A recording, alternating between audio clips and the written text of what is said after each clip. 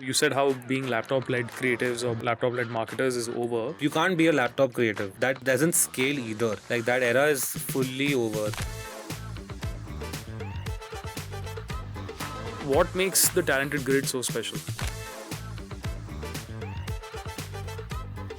Talented, the name comes from the people. Joining a place for the people and not the place, it fully manifests in the culture. The environment is optimized for you to take punts. Your work on Bob's Bar. What can you tell us about that? So we put together something called Bob's Auto, and simply put, we just had to drive footfall and maximum awareness online. So I was speaking to a YouTuber who was on the episode, Rishwajit, and Adil came on, and I asked Adil, what do you think is more important? Is it content or distribution? Right? And he looked at Rishwajit and looked at me and he said, isn't that the same thing? I want to buy only the pinned comment. If I buy all the pinned comments on 100 pages, that's enough, because 50% people open the comment section. That's a great media spot. Where do you stand on the whole thing of no social media for teenagers? Good thing, bad thing? I think if you want to be an active part of the economy, you have to grow up with social media. Because if you enter the economy in any job, it's fully agnostic of industry, you need to be good at social. I was looking at a Sam Altman video and he said he wants to be the company that you outsource your memory to. Where he said you will not have to think anymore. There is no thinking. There is straight up prompting. We're building something called Bangalore Prompt Club. At the first session of Prompt Club, about 8 people showed up. Someone built a Bangalore version of Road Rash. Someone else built an app called Fuck Splitwise. And then they added this one really interesting feature, a Russian roulette option. You click it, and then if everyone opts in to gamble, then one person picks the bill. Like, I would use that app. What's next for MktgStack?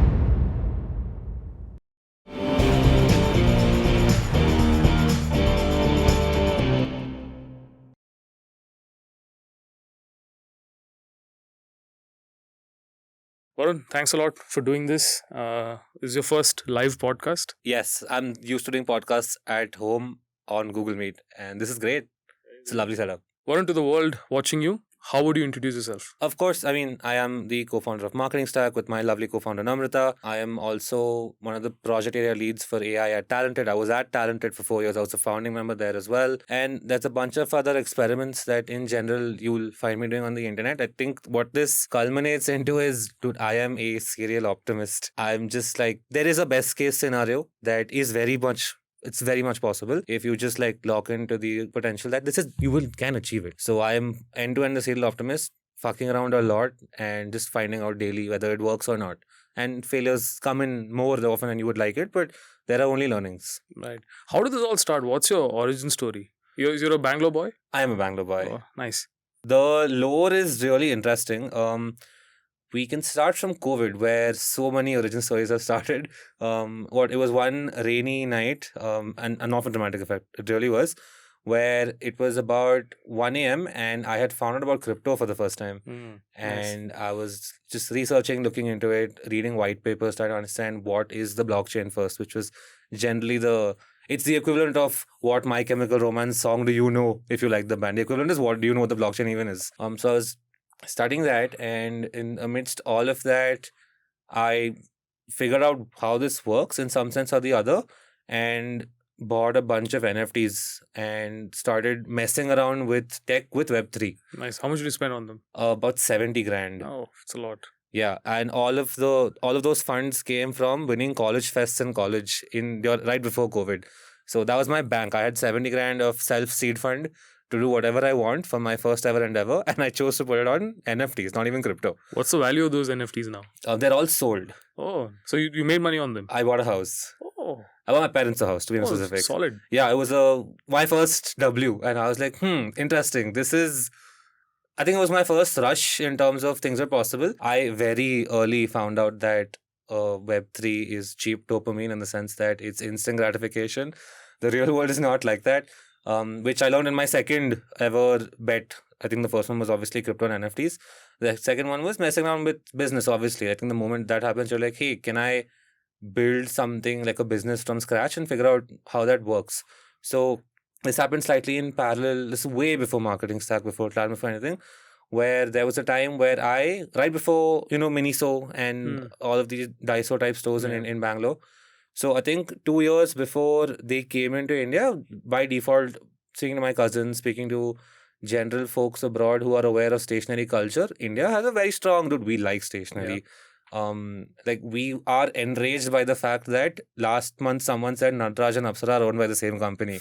We have emotional feelings to this. So I had started a stationery store, like a retail stationery store in Kamanali, Kalyan Nagar, with my cousin who lives in Hong Kong. So he would take care of import export, I would take care of the selling, and it was a physical setup called stationery and stuff.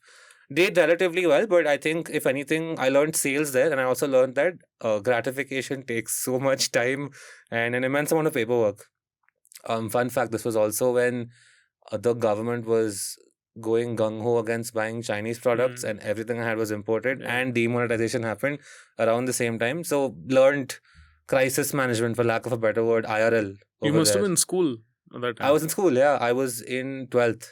Oh, right. So around 12th, I had started the store. Like my first business, like first registered business at least, was this store.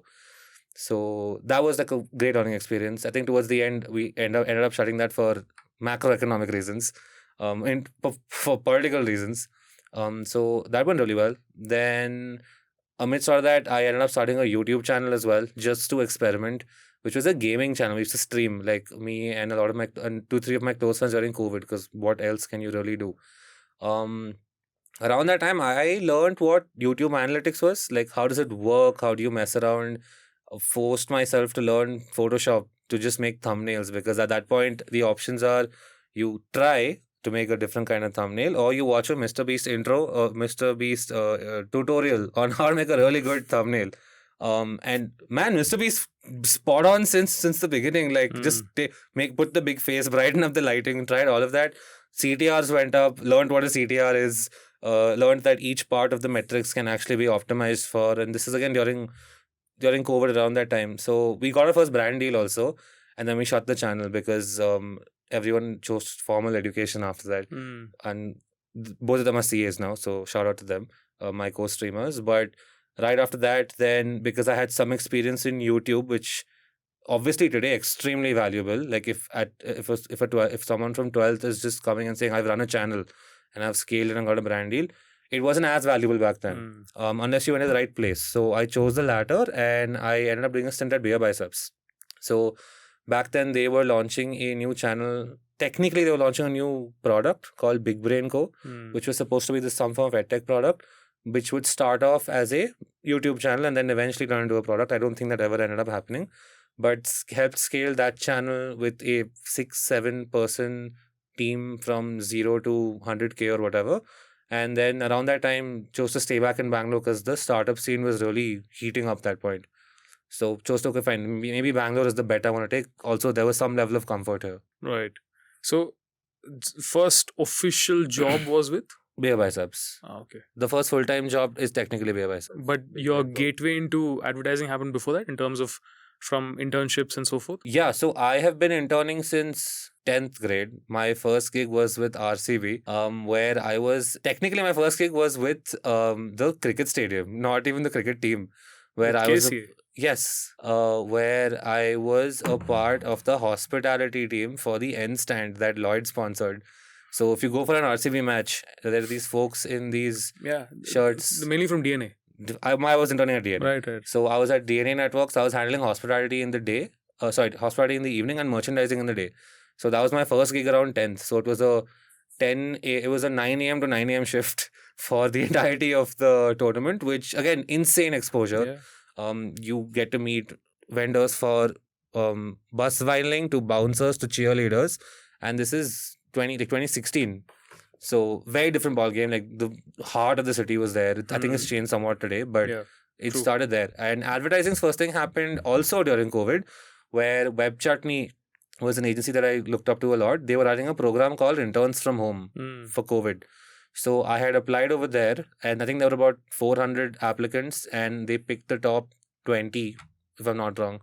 So I was one of them, and that was my first exposure to Gautam and PG, who now I have the luxury of working with every single day. So it started there. Nice. What drew you to advertising? Nothing drew me to advertise. I'm not drawn to advertising. So why Webchutney? Why not anywhere else? Because see, the reason being, COVID time, Bangalore is a hub for like a lot of startups, a lot of new technology companies, and someone as such as you who's so curious, I would have thought probably you want to apply to a Cred or probably a any other Flipkarts or the likes of those, right? Who are in forefront of tech and who are also operating at a very fast pace. Because I seem like you're someone who enjoys pace. No, that was something that I wrestled with for the longest time when I actively opted out of college placements also, because I think I had just recently seen or read about Steve Jobs and his stint with advertising. And I was like, okay, clearly there's an interesting industry here. Why would this make sense for him? And my takeaway from that was what an agency, whether it's marketing, advertising, events, whatever it is, gives you instant exposure to every industry. Like the better your client pipeline, the bigger your exposure and learning curve. Like it becomes extremely steep. So by default, then the next step was find the best agency because they'll work with the largest range of clients and industries. And from there, I'll figure out what I want to do, whether it's tech, whether it's automobile, whether it's FMCG, so on and so forth. Where are all the clients going? That's how I found out about Webchutney and saw they work for Swiggy, because I think at that point Swiggy was a banging brand to watch, even doing great work today also. That's how I found them. And at that point, I was less enamored by advertising as an industry as opposed to who are the people that are the correct folks to work with or to learn from. And that's when Gautam and PG and a few other folks who were running that program fully came into my line of sight. I was like, cool, I want to work with these people. Right. And then I applied to Webchutney and I didn't get it. Oh, really? Yes. Then what happened? Then I applied again and I didn't get it again. And then I was like, okay, fine, cool. I will apply after I graduate from college, because I think the main reasoning was just in college, which didn't stop me from applying, but I did apply anyways. So then I stayed around. I was in college. COVID happened. COVID was going on. Then the Webchutney bit got over completely, and I applied twice. I didn't get in both times. And then I stayed around. I stuck around, tried a few agencies, interned here and there still because I was just finishing college, and then placements finally came, which I opted out of because I was clearly just figuring out what do I really want to do. And I think college placements are also incentivized by certain industries and like mass recruiters. So I interned at a bunch of other agencies, and so then I saw this article that Gautam and PG were leaving, and I saw this right around a time where I was extremely generally career confused in terms of, do I take these offers that generally exist, or do I continue my exploration of every other industry via agencies? So then I DM'd Gautam and I was like, because one of the very interesting things that he had said towards the end of the internship at Webchutney was pick a place for the people, not for the place, which in retrospect feels like obvious advice. But at that point it was extremely profound. And I DM'd him on LinkedIn and I was like, first of all, I heard you're leaving. What's up? And more importantly, I'm kind of looking for career advice in terms of what should I be looking for. I was looking at places where people have a bunch of offers, generally unsure of how to go about things. And he had no reason to reply to an intern who applied to Webchutney. I don't even know if he knew I applied at that point, like 8-9 months ago, if not a year ago. And then he graciously replied and had very valuable information in terms of just picking a place for the people, because growth paths fully come from there. And then we kept in touch.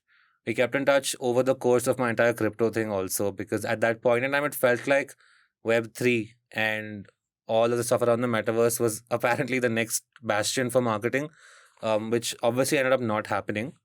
But I guess at that point, I was the only one in anyone's circle who was doing that. So that's how I met Gautam and PG, and then that's eventually how I ended up being a founding member at Talented. Nice.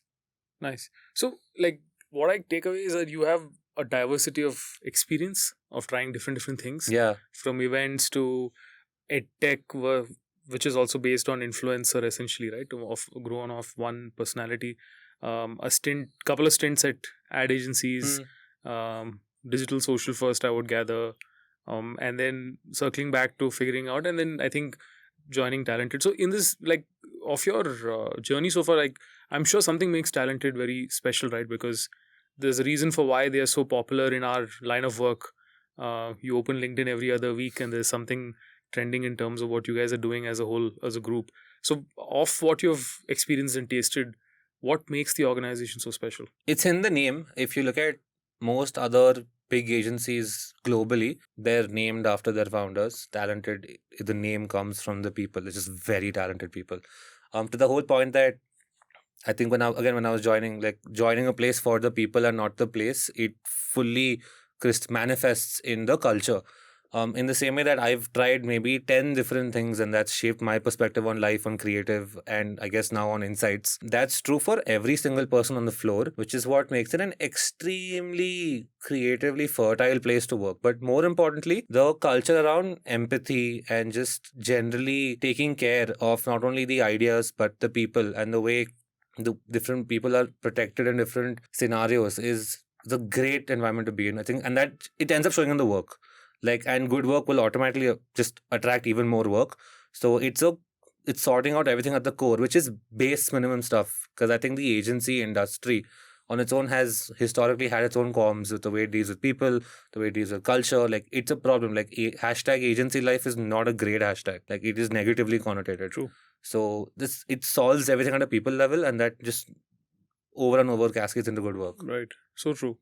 And you've, I think, also experienced similar, Webchutney itself was a different avatar of talented, right? In a lot of sense. Sharp differences there? I wasn't at Webchutney. Oh, okay. I was an intern in my house. Oh, right, correct. I forgot. Yeah. Right. But I'm assuming from people that you speak to who have been part of both the ships, there is a significant difference in the sense of how it's built? Seemingly so, but I haven't had that chat with most people anyways, because I don't know, not too many of them are there right now. It's a very heterogeneous floor. How large is the whole system, between Stack and Talented and all the other companies? Between all the companies, it's about 100 people, if not slightly more.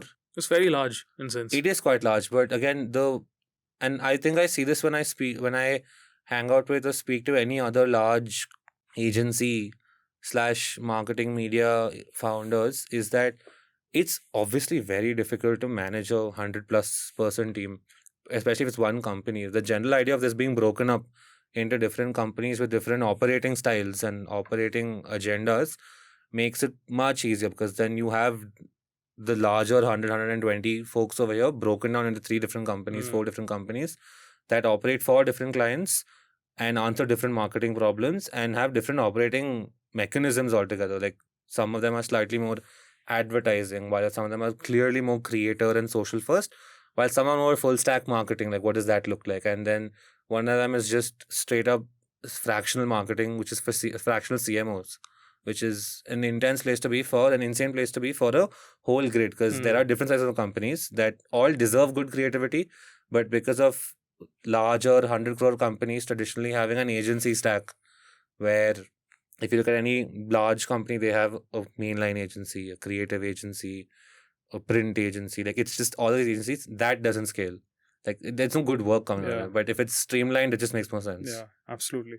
Even in I'm sure even you must be now working with some brands where that structure still exists, right? For example, they might engage with you for maybe say creative or for a campaign, but then they have somebody else doing media and distribution. I'm sure that you come across that as well. That actively does not happen with the clients that MarketingStack deals with, right? Because of the size and type of client that we're actively building modern marketing for, or trying to. Right. Because what ends up happening is that while consumer truths and consumer growths move at an extremely fast speed, because taste and social changes daily, marketing teams do not move that fast, particularly at medium to big size, large size organizations.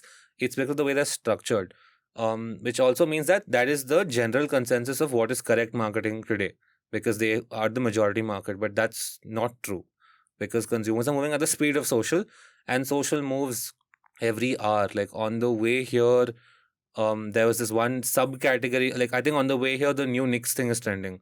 By the time we're done with this shoot, something else will be trending, I'm sure. So, and marketing teams are not structured to move that fast.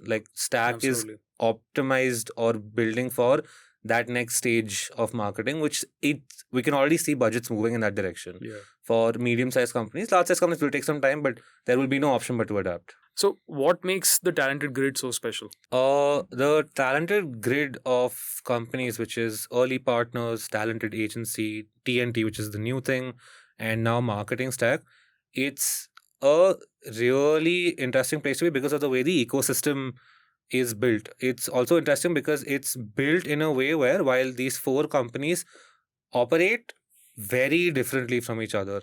Right from like it starts at what is the average age in each of these companies, extremely different, to the way they approach problems and what their genre of problem solving, speed of problem solving, craft of problem solving, they're all different because different clients value different things at different points in the year. But then what stays the same across the board for all of the companies are just in the same way that there are global standards. Like I think I mentioned this. I talk about them as grid standards. Like creative excellence is a bare minimum. A great client experience is a bare minimum, which are also like the 2 main problems that the rest of the agency experience has for outside of the talented grid. Like at least from everything I've seen and heard, it's either bad work or a bad experience. Those bare minimum things are extremely important, and obviously take care of the talent. This is fully a people business. Like at the center of this also are the policy makers or the folks who hold the grid together. There are people like Gotham and PG who are obviously building out the entirety of the grid in terms of what it needs to be from a business POV, looking at what gaps exist in the market, what needs to be built out. PG in terms of what does creative standards actually look like, especially if you beat it year on year on a global level. You have folks like Pooja, Binny, and Sumera who are just driving business operations, creative, and culture. More importantly, across because culture again is at the center of all of this. And everyone has this is one of those situations where you need a credit list to just start rolling because like it's everyone just building this together. And that format of different company sizes and different company operating styles feeding into each other from both a learning perspective where it's very easy to learn how to be an on-ground, boots on the ground, non-laptop creator company from Stack. But it's even easier to learn how to be a social first, great creator company from TNT versus how do you just be the most creative craft first company from Talented? Or how do you talk to a CMO and be extremely strategic on numbers and pure play marketing from, let's say, an early? The luxury is that I, as let's say one of the founders on the grid, have access to the collective brain of the all of these companies, which scale helps everyone scale really well. And because that's also because these larger companies have 10 different agencies to solve different things that don't talk to each other. On the grid, we get to talk to each other, and in the event that we all share a client, it guarantees better work for the client also, with the basic baselines of great client experience and great creative. What is the genesis of MktgStack? Because you said you were one of the early founding members of Talent. I'm sure day one you're not thinking of MktgStack, right? I'm not, yeah. Right. So when did that come about? Yeah, so I spent 3 years and 11 months for about 4 years doing strategy and a lot of other things at Talented, anyways. And insanely, was a great. It is and continues to be a great experience. Midway through, one thing that ended up happening was while I originally, when I joined, was doing a lot of Web3 stuff at Talent, trying to onboard the entire team onto the blockchain, which was successful. There was like, here was the only team in India. Like, I think at that point we were about 17 people. Everyone had an Ethereum wallet. Everyone had their own .eth address, which was great. Web3 went nowhere. And then in the middle, between that and let's say 1.5 years ago, AI became a thing, which was okay. Clearly, this is the next big Web3 sized conversation globally in tech. I started leading that charter internally, and while that was happening, getting everyone onto AI is way easier than getting everyone onto the blockchain that has extension level friction. While that's happening, it felt like this is clearly going to disrupt everything in terms of media production. And if it's going to affect media production, it's therefore going to obviously affect expectations of speed from clients and how budgets are moved and planned across companies of different sizes. This will affect them in different ways. That was when the first seed of a different operating system needed to exist was sown.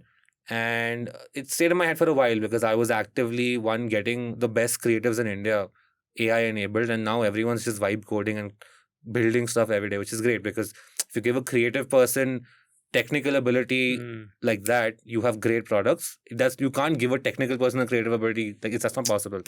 So now when I'm sitting in this room with supercharged product building creative folks, I'm like, this is a new service that can just exist, where the creator and the builder and the deployer is in one room, but the agency business model is too fragmented simply because the agency stack exists for these larger companies. Over time, I met Namrata as well, who was my co-founder, and interestingly enough, I met her. She was my client. She was my client in an edtech company that, in an HR tech company that we had some relationship with. So she ended up joining Talented as well, and we were working on the same project for a very long time. And she was fully of the same opinion, in the Bombay flavor, where she was looking at the entire the way things were changing in Bombay. And I obviously had access to the Bangalore startup ecosystem in whatever right I did. We started chatting on this a lot, and that's where the opportunity to spin out came in. Like, there's clearly a gap in the market, and it was not necessarily a very difficult chat with Gautam and PG, because they are actively also always looking at, there's clearly a gap in the market. How does this get filled? And more importantly, how can we maintain grid standards? Because if you're on the Talented grid, I'm generally using the word grid standards a lot, where just because, and I have this luxury because I have 4 years at Talented. So why should any work I do not at Talented not be as good in terms of creative prowess at least? So how do you maintain grid standards when you don't have the same operating system, which is a big part of the core belief and the core system that powers Talented?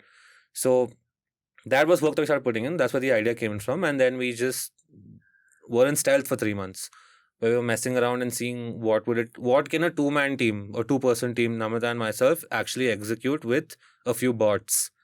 Our first bot intern also. So it was a whole joke.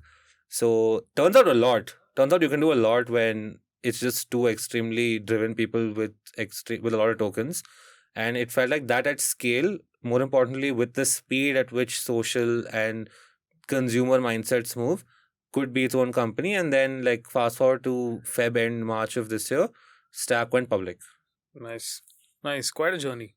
So I think it comes from insight of where you saw gap because you were anyway working in the market, and then you built for it, right? Yeah. So I also want to know the decision for you to spot that versus going live. What is the time frame? When you spotted that first, was the first thing, I need to build a team, I need to find a co-founder, or was it more of you met Namrata and then you... Oh, no. Stack was always going to exist. It felt like it was just a question of who would grab the opportunity. Like, the gap was there. Between I'm sure Namrata also spotted it in her own right. Like, that's not... But between it being spotted and the first experiment happening, there was probably like a 2-month gap. Like, because experiments can happen in-house also. So the clients that I led and handled at Talented, I was running my own experiments already. Like, it felt like there was a version of the operating system that we now have at MktgStack being battle tested with a large-scale client already. So that was happening actively.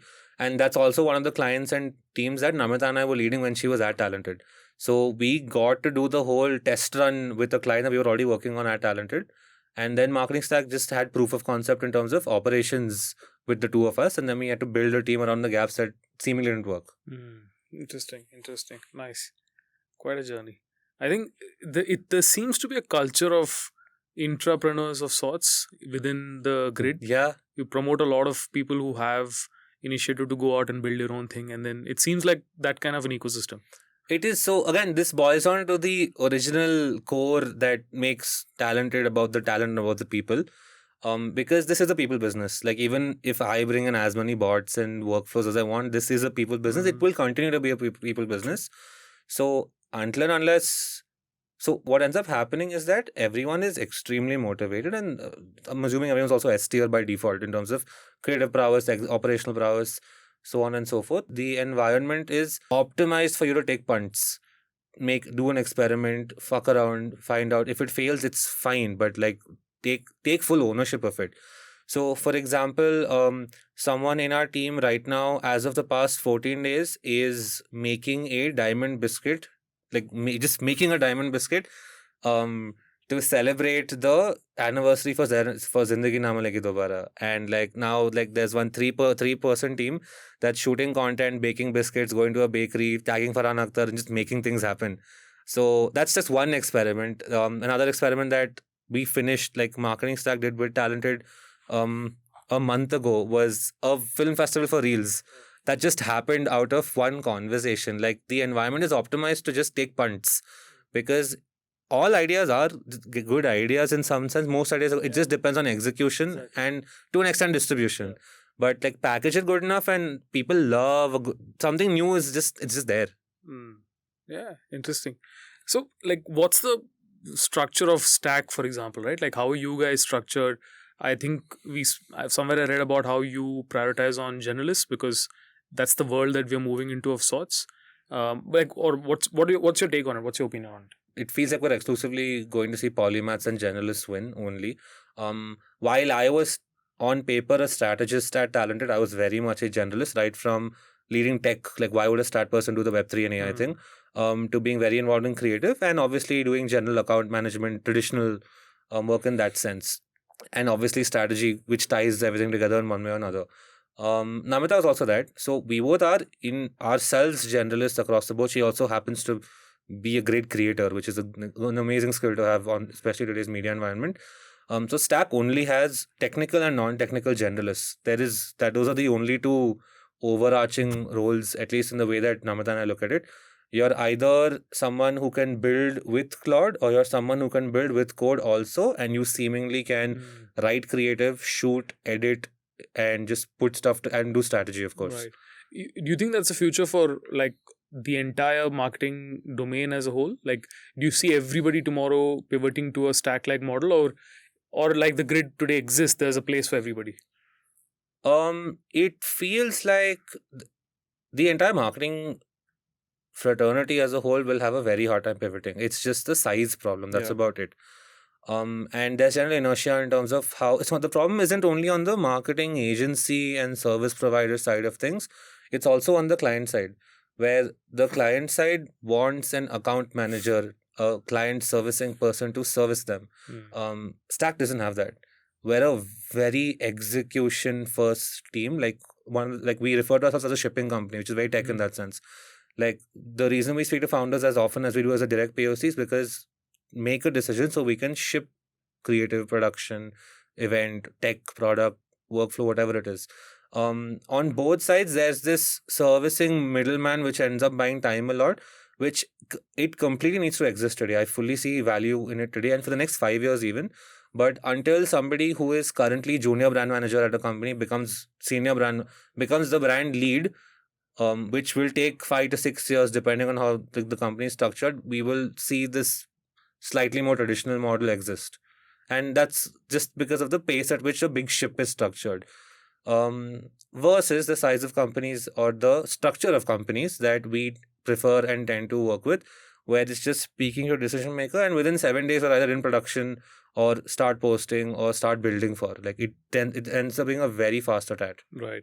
But on that same note, if you look at it, when a junior brand manager does grow up and become, say, a senior or even a decision maker at a certain level, he still has bosses above him who probably are a generation older, right? Yeah. And that's a chain that you can't do anything about, and that's just how the world's going to be. So if you want true shift, even today, I'm sure there are brands who still haven't internally understood the ROI of social media, let's say. I'm sure there are a few out there. There definitely are. And that's going to continue, I assume, because thing about marketing is that there is no blueprint formula or a framework of who's a perfect marketer, right? Everyone's a byproduct of their experiences, and then you add a layer of wisdom to it from your life experience, and then that turns into what it is. Sure. Of course, taste plays another very big role as well.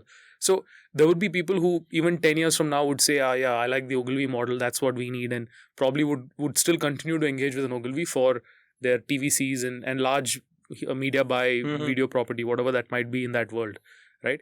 It just seems like that's always going to play a role. The percentage of say, how much money you put on which kind of marketing would change, which is what I'm seeing now. Like, influencers definitely become, or creators definitely become a big chunk of investment. And I think majority of that money is coming out of traditional media buy. Yeah. And a little bit out of creative and other things as well. But percentage wise, you see it. Correct. So that will keep moving in terms of the percentage split. But I still feel marketers are creatures of habit.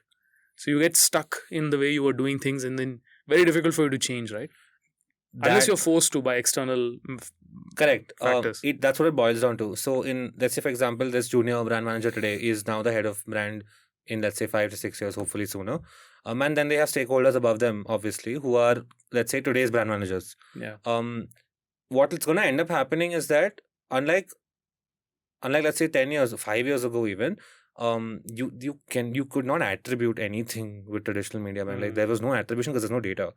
That is extremely untrue today. Most things can be attributed and tracked, whether there, and that's all. And the problem is right now it feels like brand managers in general are tracking vanity metrics, at least at a larger at like larger companies, because like what else can I attribute it to if not likes and comments, when it kind of, which unfortunately also can be bought. What this boils down to are the closest thing you can get to an attribution is shares, which also still isn't ideal unless you look at a platform like YouTube, where at least there's way more data to play with. Over the course of, let's say, the next 5 years, we're moving to even more data-driven platforms. It's just a platform thing. When that happens, and we're in a place where there's enough attributable data, the brand manager at that point who has senior stakeholders, they have reason to believe why this needs to change. That creature of habit now has data telling them to change your habit. It feels like we're in that transitionary period. Newer age companies have clearly understood this, and that's why they've gone from I don't know this brand at all to where this passport, this visa brand show up from randomly in the course of 2 years, just because they know what they're doing. Like it is very attributable data driven, which is not necessarily true for the slightly more elder statesmen, older brands. But the more data comes in, the more the stakeholders have data to show. Right. This is also doing something else to our marketing industry as a whole, right? We are all becoming very science-based. Like I was talking to Anurag, who was here last episode, and he was telling me about how it's today a completely science-led game. Yeah. Right? It's taking away the art, the true emotional side of what creation was about. And I have a theory to it, which is when everyone starts going the science way, then somebody will also start, like when everyone zigs, you zag essentially. Correct. So people will start reverting back to why they created content for the love of it, right? You see a little bit of that because now when I speak to a lot of young people, like a lot of early 20-year-olds and so forth, and there's often a thing where, for example, they put out a reel and say they have 50,000 followers, hypothetically. If they don't get 100K, they delete the video, right? There's a bit of that happening. Sure. And that's playing a role in some cases because it is a status game at the end of the day. Sure. So do you see, like, what is your take on that? Is it going to continue being very science dominated and it's going to be metric? Do you think there's going to be some element of respect and appreciation for true native creativity? Like, where's the balance in all of this? This is also cyclical. Like all of these things are completely cyclical. Like if in this case, your cycles are Zig and Zag, like, or art and science. There was a point where, and I was reading about how Nickelodeon was formed. I was just reading about this last week. It's very straightforward. Where back in the day, TVs were broadcast. Like it is, the word broadcast was just here are all the channels, here are all the shows on this one channel. Watch everything. As opposed to, and then that's why you had like some 10 to 15 channels across TVs in the US. And then MTV showed up and said, we do this one thing. It's just music videos. Of course, there's the novelty of it being a music video, which didn't exist back then. But so apparently the term for that is narrowcast, because they cast one thing. Social's doing the exact same cycle. First, we had everyone doing everything, which was the broadcast. And now everyone's like, dude, niche down, only make content on finance, only make content on automobiles, which is now the narrowcast thing. TV went back to broadcast, and it is the same thing is going to happen to social. Like right now, you're seeing these channel pages, surrogate pages, where let's say a travel brand or a food brand will have a page that talks about the narrowcast. Like, here is my channel. It is cyclical, and the same thing is going to end up happening to once there's a consolidation of everyone's doing content because of AI, even because their production costs have gone down to zero essentially, and that will also change because like this is customer acquisition for AI companies. We'll go back to this. So it's going to be completely cyclical, and maybe a nice way to look at this is also just look at IPL campaigns. Look at pre-Rahul Dravid, post-Rahul Dravid. Pre-Rahul Dravid, one person zagged, which was Rahul Dravid and cred. Post-Rahul Dravid, now everyone's zagging. So now you're looking for a zig. So this will keep happening. This is not like the trends are. This is the case with most trends. Right. So you name something very important, which I wanted to speak about: surrogate pages, right? Yeah. I think this has been on the rise for about last 1 year. We've accepted that there is the case. I have a friend who joined a famous travel company, and they have a very famous travel page. Sure. And he comes from traditional media, one of the big four holding firms. Okay. He used to lead media for Group M, WPP.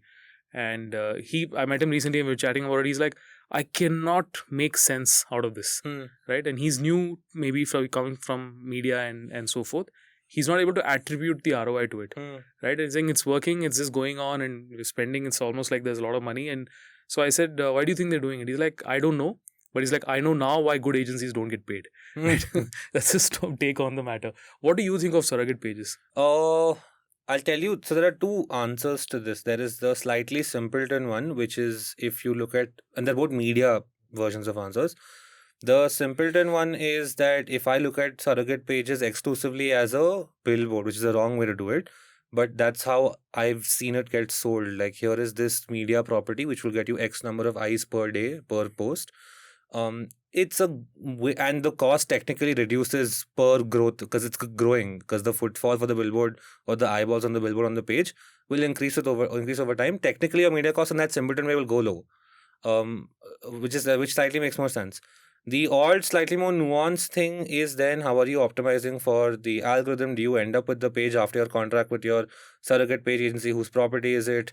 Those are all in like one gray area black box right now because it's so new that no one knows where to go with it. Surrogate page is a great. See, what is the conversation? The conversation right now is we're in this distribution era, which fully makes sense because the main holders getting hit right now are media. Do you build your own distribution? Because then when you do a really good campaign, a good brand piece or whatever, it boils down to how do I weaponize my distribution, which may or may not, or 50% have my brand name in it.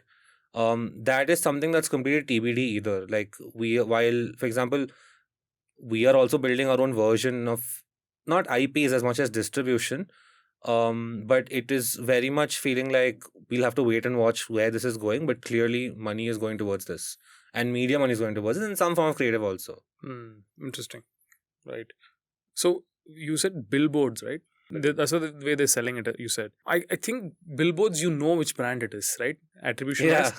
But on surrogate pages, it could be brand 1, it could be brand 2 also. That depends on the way it's put together in terms of visuals and the handle. Yeah, like the handle tends to have the name. Do people focus on it when content flies your way on your feed when you're doom scrolling and something comes and you watch it? Let's say it's about 5 places to explore in Thailand, for hypothetically.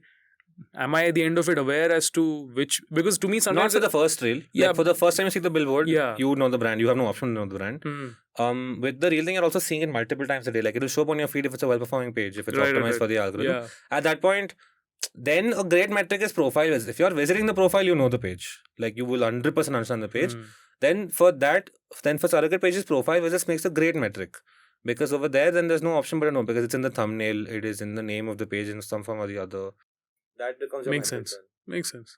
Because what I feel is that often at times we get married to the content of it, but then don't really care about the source. I think it's becoming a little like that in our line of work now, where it's all about getting dopamine hit on short basis when you're doom scrolling, and then somewhere you remember, and then the recall happens when you actually need something. So that's again a larger marketing problem where it feels like, and again I'm speaking on this part primarily from like a big brand's perspective. They live campaign to campaign, like it's campaign to campaign. Like between campaigns, you do some hygiene, good hygiene nonetheless. But like my marketing budget is, here is one spike during this sale season. Here's one spike because this is when I'm seasonally sold at this point. Living campaign to campaign isn't good enough because you're going to spend a high amount of media to be visible in your campaign. A surrogate page in theory gives you a mean distribution across. And if you're doing a spike, it should be a bonus over there. That is also like why a bigger company ends up potentially spending on this. Interesting. I also want to ask you this. We were talking of it offline, which is, I was telling you how I feel social media is always a young person's game, right? Because I was telling you how when I was young, millennial, I was the guy in the office everyone used to go to understand what's the new platform, what's the other thing. I feel also the innovation on social media often comes from individual creators and people who are trying to build themselves, create content. It's also a bit of status game associated with it. I feel as people get older, they sort of lose interest in status games. A, B, they also sort of stop putting themselves out there as much from creating content for themselves per se. Unless you're a creator for your living, then you have to. And as a function, a lot of young people drive trends because they are far more active from a unit time basis than someone who's older. Which means that with every generation that gets access to social media, becomes older, starts having purchasing power for the first time, they start influencing trends, right? I think a lot of the social media wave in the world happened because millennials became first jobbers, and then they had purchasing power, and then discovery and their way of doing things happened through social. Sure. I think with regards to Gen Z, it became one step larger because I think you also grew up on it. Correct. From early teenage years versus a millennial who was late teen. So a lot of habits in terms of, for example, I'm sure most of your age group don't know each other's phone numbers, right? Yeah. Like for me, I know my best 3 friends' phone numbers even now. Nice. Because I mugged it up and I had to every day do it, right? So a small nuances of this nature. Now I'm assuming Gen Alpha would come in and they would have different take. For example, they would never have watched TV, let's say, or cable TV. And as a result, all their consumption is through creators versus for me, I had my Cartoon Network, for example, growing up, which is important. I had Cartoon Network too. Okay. I know. Yeah. But I'm sure I was there when JetX became Disney XD. I woke up one day and I was like, where is JetX? I have no idea what JetX is. JetX is older than Disney XD. It's where Dragon Booster and everything used to play. Dragon Ball Z? Dragon Ball Z was on... What's Dragon Booster? Dragon Ball... Oh, very small on JetX. JetX like Power Rangers. I have no idea. Okay. Power Rangers. There are a million Power Rangers. But so only JetX and Pogo had... Okay, this is a... Pogo, yeah. So Pogo had rights to the older ones. The newest one came on JetX. Yeah, one day it changed to Disney XD. All this I can relate to in some sense because my sister used to watch it, but not me. I think I went from Cartoon Network to... Then I don't remember. Just Nat Geo. No, not that boring. My dad used to. That's my dad's teaching.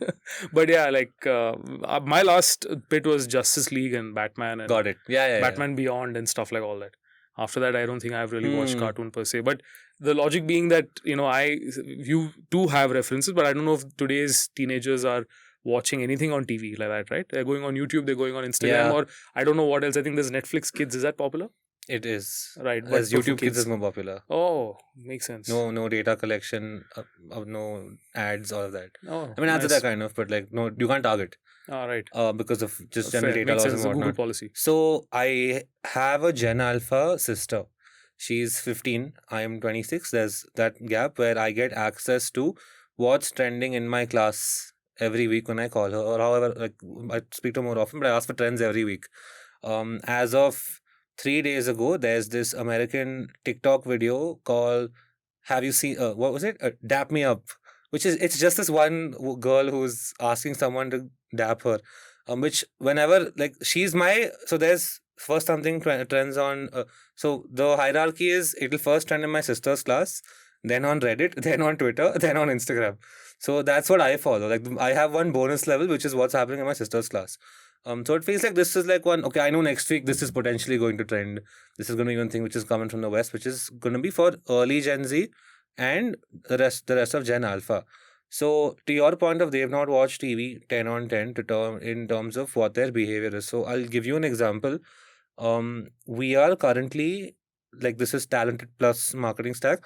We're currently handling the entirety of the launch for FIFA OTT Z5 and Unite 8 Sports, the TV channel, right? Which is its own endeavor altogether. But on record, you're correcting us. It's Unite 8. It's UNITE number 8. Unite 8. It's not United. You say it like that. Oh, what did you say? United. No, what you called United. Yeah, you can call it like that. Yeah, okay. Yeah. On record, yes. So I have never launched. It felt very traditional to me to launch a TV channel number on an Instagram post, which is here is this extremely traditional channel number 457 is for normal and 456 is for HD. That's an Instagram carousel, which felt extremely traditional. So when I showed it to my sister, she's like, what do you mean channel number? Because we only have a smart TV at home. Like, it's just the OTT platforms. So obviously she knew Z5 because she wants to watch the game. So she has Z5. But she's like, what do you mean? I thought you're working on Z5. I'm like, no, it's the TV channel. So they have no idea this exists altogether, but clearly a bunch of people are watching it on TV also. Their habits are also, it's worryingly AI. Like, for example, currently with Gen Alpha, all the school homework is generated, which is a problem. Like, I think this is something that we talk about a lot at Stack also. Like, as much as we are very AI forward and whatnot, the ability to write yourself and not generate it is extremely important, only because of you sit with it, think about it. Like, it does stuff to your brain. Neurons multiply when you think. Which is correct, which is extremely important. Writing is going out the window, which is a very scary place to be, because that means thinking goes out the window, which means you become way more susceptible to marketing, advertising, decision making gets outsourced. Absolutely. Especially if an LLM is telling you that this is the best brand, then you will buy this only. So it from a third person's perspective, who is not Gen Alpha, generally feels something worth observing and watching and potentially stopping. But to your earlier question in terms of how this influences trends on the internet and whatnot, there are two parts to it. I think one of the points that you mentioned was that it feels like the users are younger and younger every time, because older people are probably not running behind the status game or just not creating content, so to speak. I don't think that's true. I feel like in the past 3 years even, the average age of the creator has gone up only.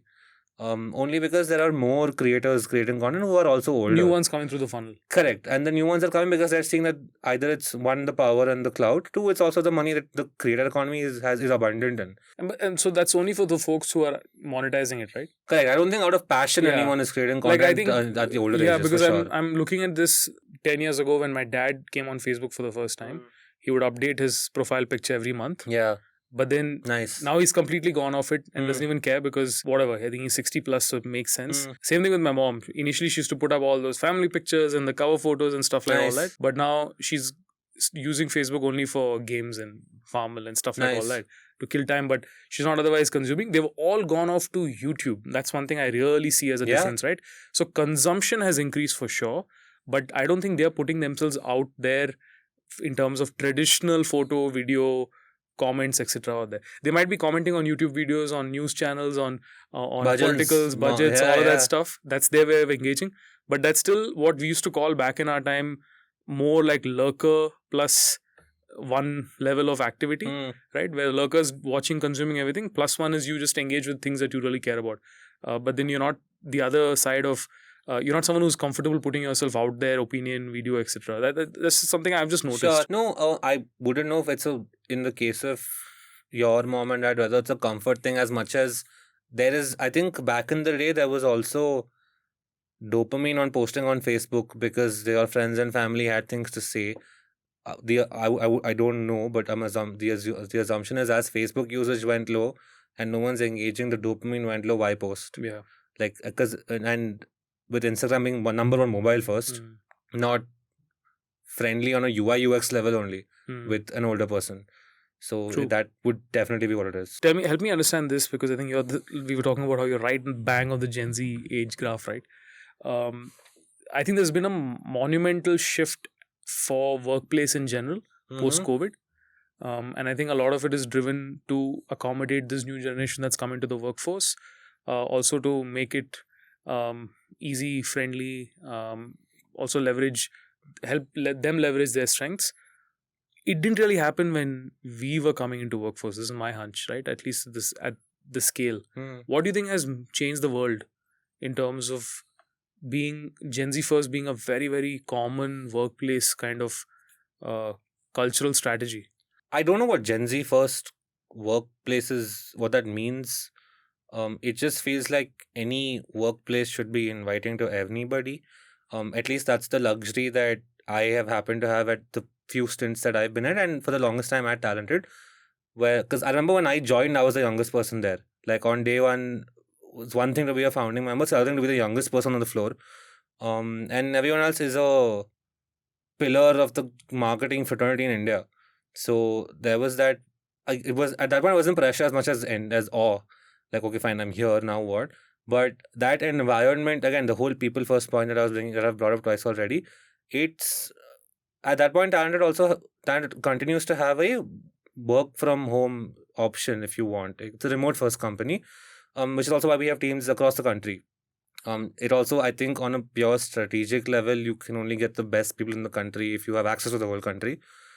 So that generally helped, and the environment was very inviting. There's this abundance mindset. There's no zero sum game in terms of credit culture and simpler things which feel bare minimum. So whether it was Gen Z first or just generally a good place to be, there's no differentiation over there. So I have again grid standards, like I mentioned earlier. A big part of that translates to how Namrata and I operate and hire for the team at MarketingStack also. The only and main difference between Talented and MarketingStack is that MarketingStack is an in-office company. Only because of the amount of stuff that we can ship. Like it's harder to ship at this rate at which we do if it's a remote first team. So we come into office every day, and if it's an option, if you want to be part of the team and you're fine coming into work, this is great. This will work. So one of the things I've been very curious about is your work on Bob's Bar. What can you tell us about that? As a Bangalore boy, it is number one, generally an honor, because I was there every weekend anyways. Now I'm there every weekend with the camera crew, which is the main difference. Bob's is clearly an institution in that sense, where like I think it was technically the first brand we ever got on as a partner and a client, which is obviously a huge win because like through and through a Bangalore institution, we took their social and launched it, so to speak. So essentially what Bob's Bar's page was prior to that was the entire city would tag them and post every weekend, every day, like 1,000+ tags.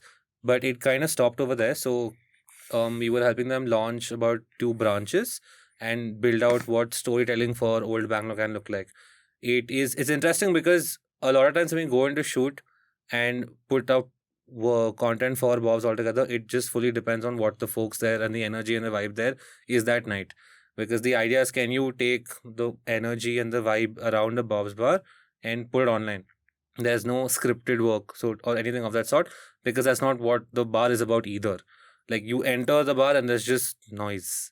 Like what does that noise turn into in terms of audio? Like one of the things we were experimenting for a while was just no Instagram audio, just sounds of Bob's, and then that's whole segment is going to get scaled, and that'll do really well. And then there was a launch that we were going to end up doing. So we were launching 2 new branches for them, and we ended up partnering up with Namayatri, who's also a friend of the agency. So we put together something called Bob's Auto, which was again through and through Bangalore. And simply put, we just had to drive footfall and maximum awareness online. So Bob's Auto was a physical version of a funnel. If you see an auto, it will drop you to Bob's. The only friction in Bangalore is getting to the bar. There is 100% intent of drinking. There is 100% intent of going to Bob's Bar. How do I get there is generally the Bangalore issue because of infra or whatever. So that funnel of Bob's Auto turned into a big deal, where I think it was number one, the first campaignish / spike we did. It also had a season 2, like 3 months later for another launch altogether. So that's become like one staple auto campaign. I think a bunch of campaigns followed after that also. Nice. So I read somewhere in one of the, I think, press releases or one of the notes that you went from idea to execution in like 7 days, right? Correct. And then how like traditionally agencies are not built for that. So what is the secret sauce there? It's operator level participation. I am there at Bob's, then I am there at where the auto is getting printed, and then the team just is there at every point in time. It just boils down to how much do you want the idea to go live and who takes ownership of whatever. It's a culture thing. It boils down to culture, and that operating system of how we are building Stack fully comes down to this is completely your ownership. So going from idea to execution to creating 10 autos to getting a partnership with Namayatri is possible in 7 days. It just boils down to how are the team members incentivized to just go lock in on this particular task. Interesting. Very interesting. So when everyone says it's AI native and AI led workflow, you might think that everyone just sits behind a screen and operates with prompts, etc. But it involves a bit of offline and activation and a lot of operations also, right? 100%. So when you're structured in a company where you're either a non-technical generalist or a technical generalist, you can't be a laptop creative because that doesn't scale either. Like that era is fully over where you have to go on ground, you have to take care of the vendors, the client, the work in between, the creators, like all 50 of them, how many have ended up being there yourself. Because unlike, let's say, a larger company that has a creator agency to do one part of the job, an activation agency to do something else, here is this one team that just ideally should do everything on ground, and it gives the client security because there's no loss of information and communication because it's the same team. Interagency communication on larger brands has always been a problem. That doesn't exist when the agency itself is full stack. Very interesting. While you're telling me, my brain's thinking about like so many permutation combinations of what it's going to be like. So I think my question to you then is, in terms of looking at AI, for example, are most marketers, agencies, companies then getting it wrong? By no means are we getting it. There's not getting it the correct way. This is the correct way to do it. Like, of course, there are going back to the basics, to the foundations of getting a project done, getting work done, which is by all means necessary, is going on ground, getting stuff done. And then there's the slightly more 2020s, 2010s version of get this design, do this thing on the laptop. That laptop creative era it does not scale anymore clearly, which is why we're seeing this new age of I will go and I will do guerrilla shoots and I will put stuff out myself. That just lets you scale faster. Like, you can ship faster. That's why these younger teams and younger creators are outpacing in output and quality than any other digital agency that is sitting and doing work on laptop. Laptop creatives cannot scale more. How much will you scale on just editing? Those on-ground shoots just end up having to happen. And the thing is that on-ground shoot plus edit is one slice of the cake. If you want the whole thing, there's on-ground activations. There's going to, let's say, for example, after the shoot, I'm going to a mannequin factory because I have to get a mannequin for something. And like, it's important that as the creative holder of the idea, I have to be a part of these things. And the rest of the team is on a shoot somewhere else. Like, this mix of on-ground operational capability of getting shit done in conjunction with the idea of everything in post and everything in edit and everything in, to some extent, even on ideation and mocking, is end-to-end AI operated. And there are workflows that the permutation and combinations you mentioned, once we have enough permutation and combinations that we know are a service by default, like A plus B plus C can be a workflow, then it's immediately productizable. And that's already happened for a few clients we're working on. So the more we fuck around, the more we can productize eventually. Does this change over time? Where, in the sense that after a while, is there some kind of fatigue that builds in with AI workflows? Do you need to I'm assuming it's too early right now, but what's your hypothesis of if you were to work on the same system for maybe beyond 18 months, let's say? I would assume that it would get, like, someone working on it would have fatigue, but that just comes down to while the process might be repetitive in nature, the work being the actual creative work or the kind of thing we're putting or building together, the novelty in that will essentially solve for that, plus the culture and the environment you work in. Because there are enough companies that we've generally seen, particularly in the media and production space, where it's the same thing at a new location on every shoot, but that doesn't become repetitive necessarily. Like, it boils down to what is the environment, what is the culture, what is the work. The means, which is repetitive, is fine. That ends up happening in every industry.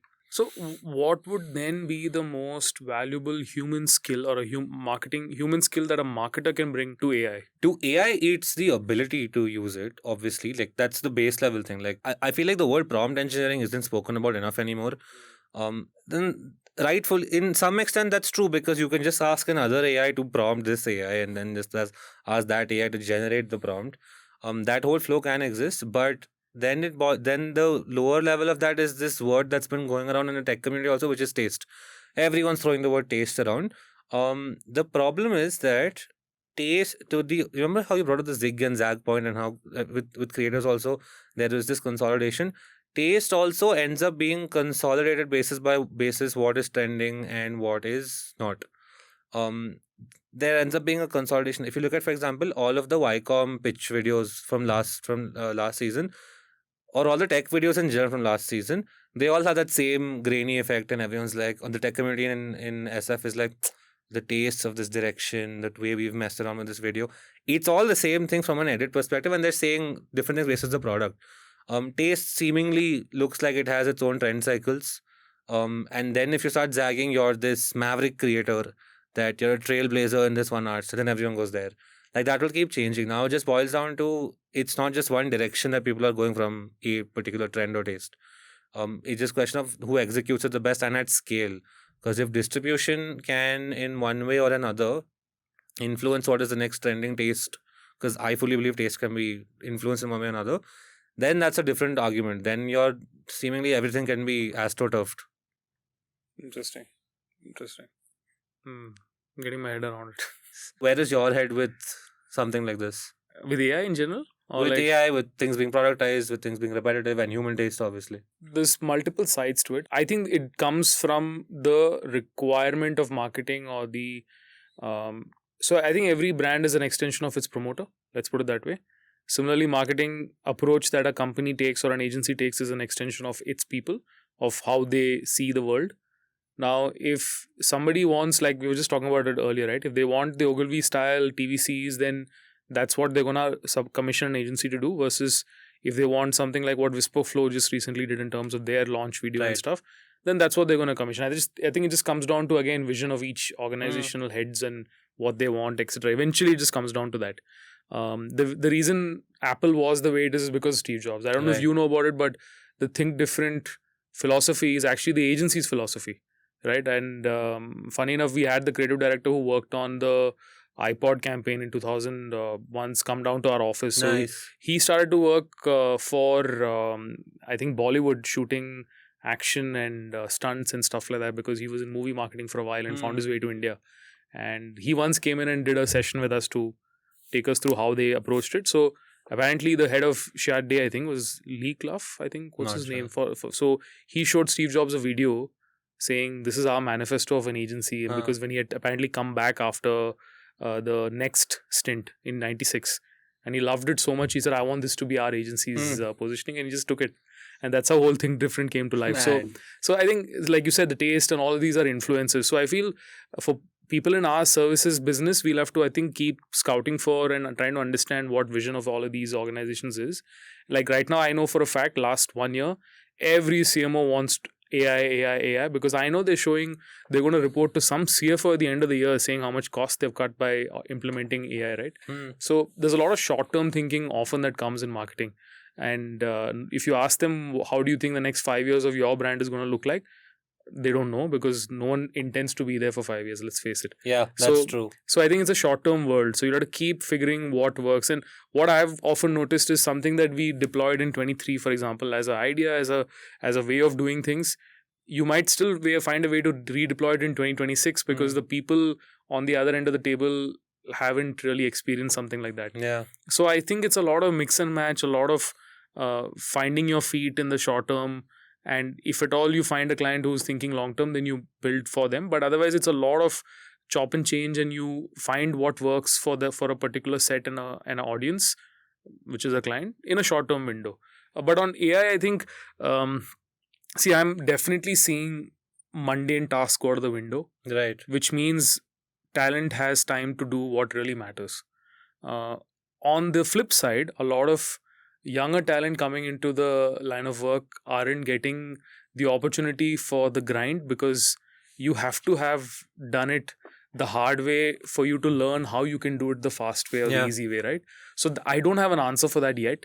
I don't know if you guys have figured something out on that. So there's this program that we run across the talented grid called Prompter Doer, which is essentially a very building first AI upskilling program where everyone comes into the room once a week for like 3 hours, and we just build stuff on Claude. This started off with, I think there were only 2 sessions of theory, and then it was just please break, please ship, please break. And like we recently had an IRL session also where people were troubleshooting live. The problem is the moment you realize, like, if you give, let's say, the best creatives in India access to and teach them how to make an MD file, they immediately realize that, wait, if I, as somebody who has 4 years of writing and 4 years of experience in writing, can make an MD file that can make Claude write like me, my MD file becomes an asset. But what happens to a junior? Because when you enter the industry, now my junior writer can be an MD file. And the problem is also that if you look at, let's say, Gen Alpha, or if all of their tastes and influences and everything is also even more influenceable because of them growing up with AI and lack of just very impressionable for that sense in that matter. It's very worrying also. At least I think about this every day. But I haven't figured out any solution here either. But it's something that we think about at large. The moment something is MD-fiable, it's a problem. In fact, I think we took a call sometime last year saying we will not hire freshers in the copywriting team anymore because initially we used to have a system where every writer was given one intern on a rotation basis because we just wanted to see what the young talent out there is like. So they would come work for 3 months, sometimes 6, and then they would go back to college or do something else, etc. And we used to continuously have this as a system. Last year we took a call saying we don't need it because they found it more efficient and easier to build a better team by collating all of that money and hiring someone who's slightly more senior, because today AI was supporting or doing the work for you, which made it a task to have a junior or an intern to manage. Right? And then we bought that back again now because we said we're missing a little flavor of what young people are thinking. Yeah. So I think it's also experimentations of that nature. But the thing that you said about younger generation being impressionable, I actually find that with Gen Z itself. It started there. I think it started there completely. I keep telling these guys that you're kinder, you're nicer, you believe me a lot more than I believe my boss. Right? There's less skepticism in you when I say something. Sometimes when I feel I say something and people don't want to argue it with me. But when I was younger, I was always fighting with my boss who was then 34, 35 and I was 21, 22 because I somehow felt that challenging helped me. I had also because maybe I was looking at the world differently because I was internet first in that sense. Sure. So, but I think that's for sure. Yeah. And even on consumerism, if you look at it, I think there's some stat I was reading. My friend was talking to me about it. He works in streetwear and he was saying average number of shoes owned today by youngsters in the 20s is almost 2 or 3x of is at least 2x of millennials and apparently 3x of boomers, right? It's true because I look at my household and I have crazy number of shoes. Right, for example, and I'm talking to these folks and others now. I'm sure with you as well. I saw you wear a Nike sneaker, so I'm assuming you have. I have 4 pairs of shoes, right. Which is a lot.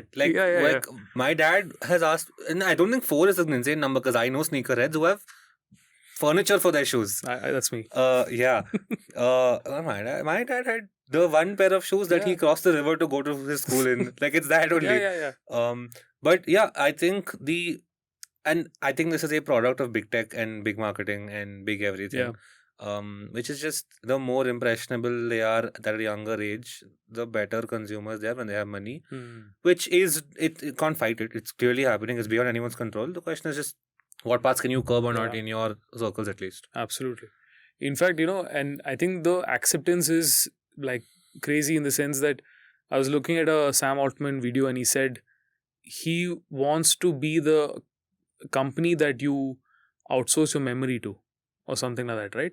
Where he said you will not have to think anymore. He wants a world like that where anyone anytime wants to think, they go to ChatGPT and I'm seeing this is because I have access to Gen Alpha via my sister and her classmates and whatnot. There is no thinking. There is straight up prompting. And the problem is what ends up happening is kids who don't have the $20 plan are by default making worse decisions than kids who do have the $20 plan. So it's just dumber decisions, which is sad because then in theory, 10 years from now, you can buy IQ or ability, you can buy decision making, that fully exists, and by then it's also wearable. People, yesterday only someone was like, hey Meta, record a video, and they came and looked at me. These are slightly more human problems. I wonder whether is that good or bad for marketing. In a way, I think it's good. Oh, it's great for marketing. It's a problem because you can manipulate. Correct. Astroturfing. You can astroturf any decision. If an LLM is pulling from, let's say, Reddit or any other source, and all those sources are anyways controlled by some big media or big tech or big any industry for that matter, decision making boils down to who has paid the most media money to get mentioned by the LLM, who is feeding a consumer, which is again a more existential slightly weird technocrat way to look at things. It's happening big time. In fact, I spoke to a law firm recently who had the same issue. They said our senior partner was sitting in a meeting and someone opened up ChatGPT and said best lawyer in town, whatever, and his name didn't come up, and he was very hurt by it, and now we want to change that, and then the whole strat around that of out just to make that happen. Sure. So I think that. But that's correct. No, like this is just SEO phase 2, exactly, or whatever. Exactly. Yeah. And this is on the non-physical front. Then there's the physical front of like arm farms in India and like cameras on people's heads. Yeah. Which is like a whole other thing to worry about, I guess. Which sector category do you think is going to get most disrupted if it already hasn't? With like robots? With AI in general. I wouldn't say physical. I would say still in the search generative AI space. So I was reading about Alpha School today morning, which is a school in the West that has replaced teachers with AI for kids. It's a primary schoolish. I don't think India has to worry about a lot of these things. It feels like there will be policies around this. That feels like the only way to solve it, only because of the way our population density is. That's the only reason that's going to happen. Which then begs the question of what happens in 20 years where you have now a set of people, you have a population that has been so AI first growing up. Are they better than a population that has not been AI first growing up because of policy? Again, it feels TBD, like we can have personal opinions, but it will only, like, reality only will tell. Yeah, I agree with that. I think policy will come in first. Yeah. For sure. I think they'll limit. But there'll be some countries who, like, I think Argentina has some weird thing where... Europe has a bunch of stuff across the board. Yeah. Europe, I think, is very limiting. I think this morning I read a news about how the US government has stopped Anthropic from releasing Fable, right? Yeah, I opened Claude today morning and it said Fable 5 is no longer available. Yeah. And I was like, oh, I want to make a game today. I can't make the game anymore. I made half the game yesterday. Yeah. Do you know why? Any idea? I'm assuming. Any theories? I have no theories. I just watch. I was reading about how it was self-developing itself in some ways. Again, these are all theories, so I wouldn't know. But like Twitter is a great place to exist for all this. True. Absolutely. You're a big believer in community, right? I very much believe community. It's there. Like I don't even need data. You can go outside and look at it. Community is fully back. But this is one term that's been most overused, I feel, in advertising and marketing as a whole, because every brand wants to build community. Every brand says they have, but no one really puts in the work to do it. It's because they're laptop creators and they're laptop marketers. It's only because of that one reason. I don't think community agencies exist or can. I don't know. I don't think anyone's cracked the model. Correct. That doesn't exist. So it feels like it's there for the taking completely. Also, I don't need a data sheet. I don't need data to tell a brand marketer or a CMO that community is clearly the next thing. Because like offline events are clearly back. District is producing their own events. Like District just showed up like that. The moment AI became a thing, they were like, we will zag, which is a big part of why they exist. And it's clearly working.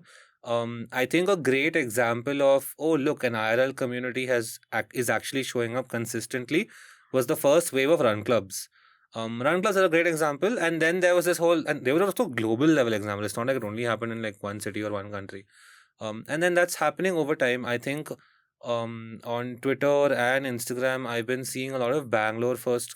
We also lack third spaces in like the city, so you have no option. True.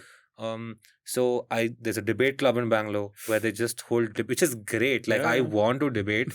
Everyone misses their better life, which is in school and college. A debate club in Indranagar just exists.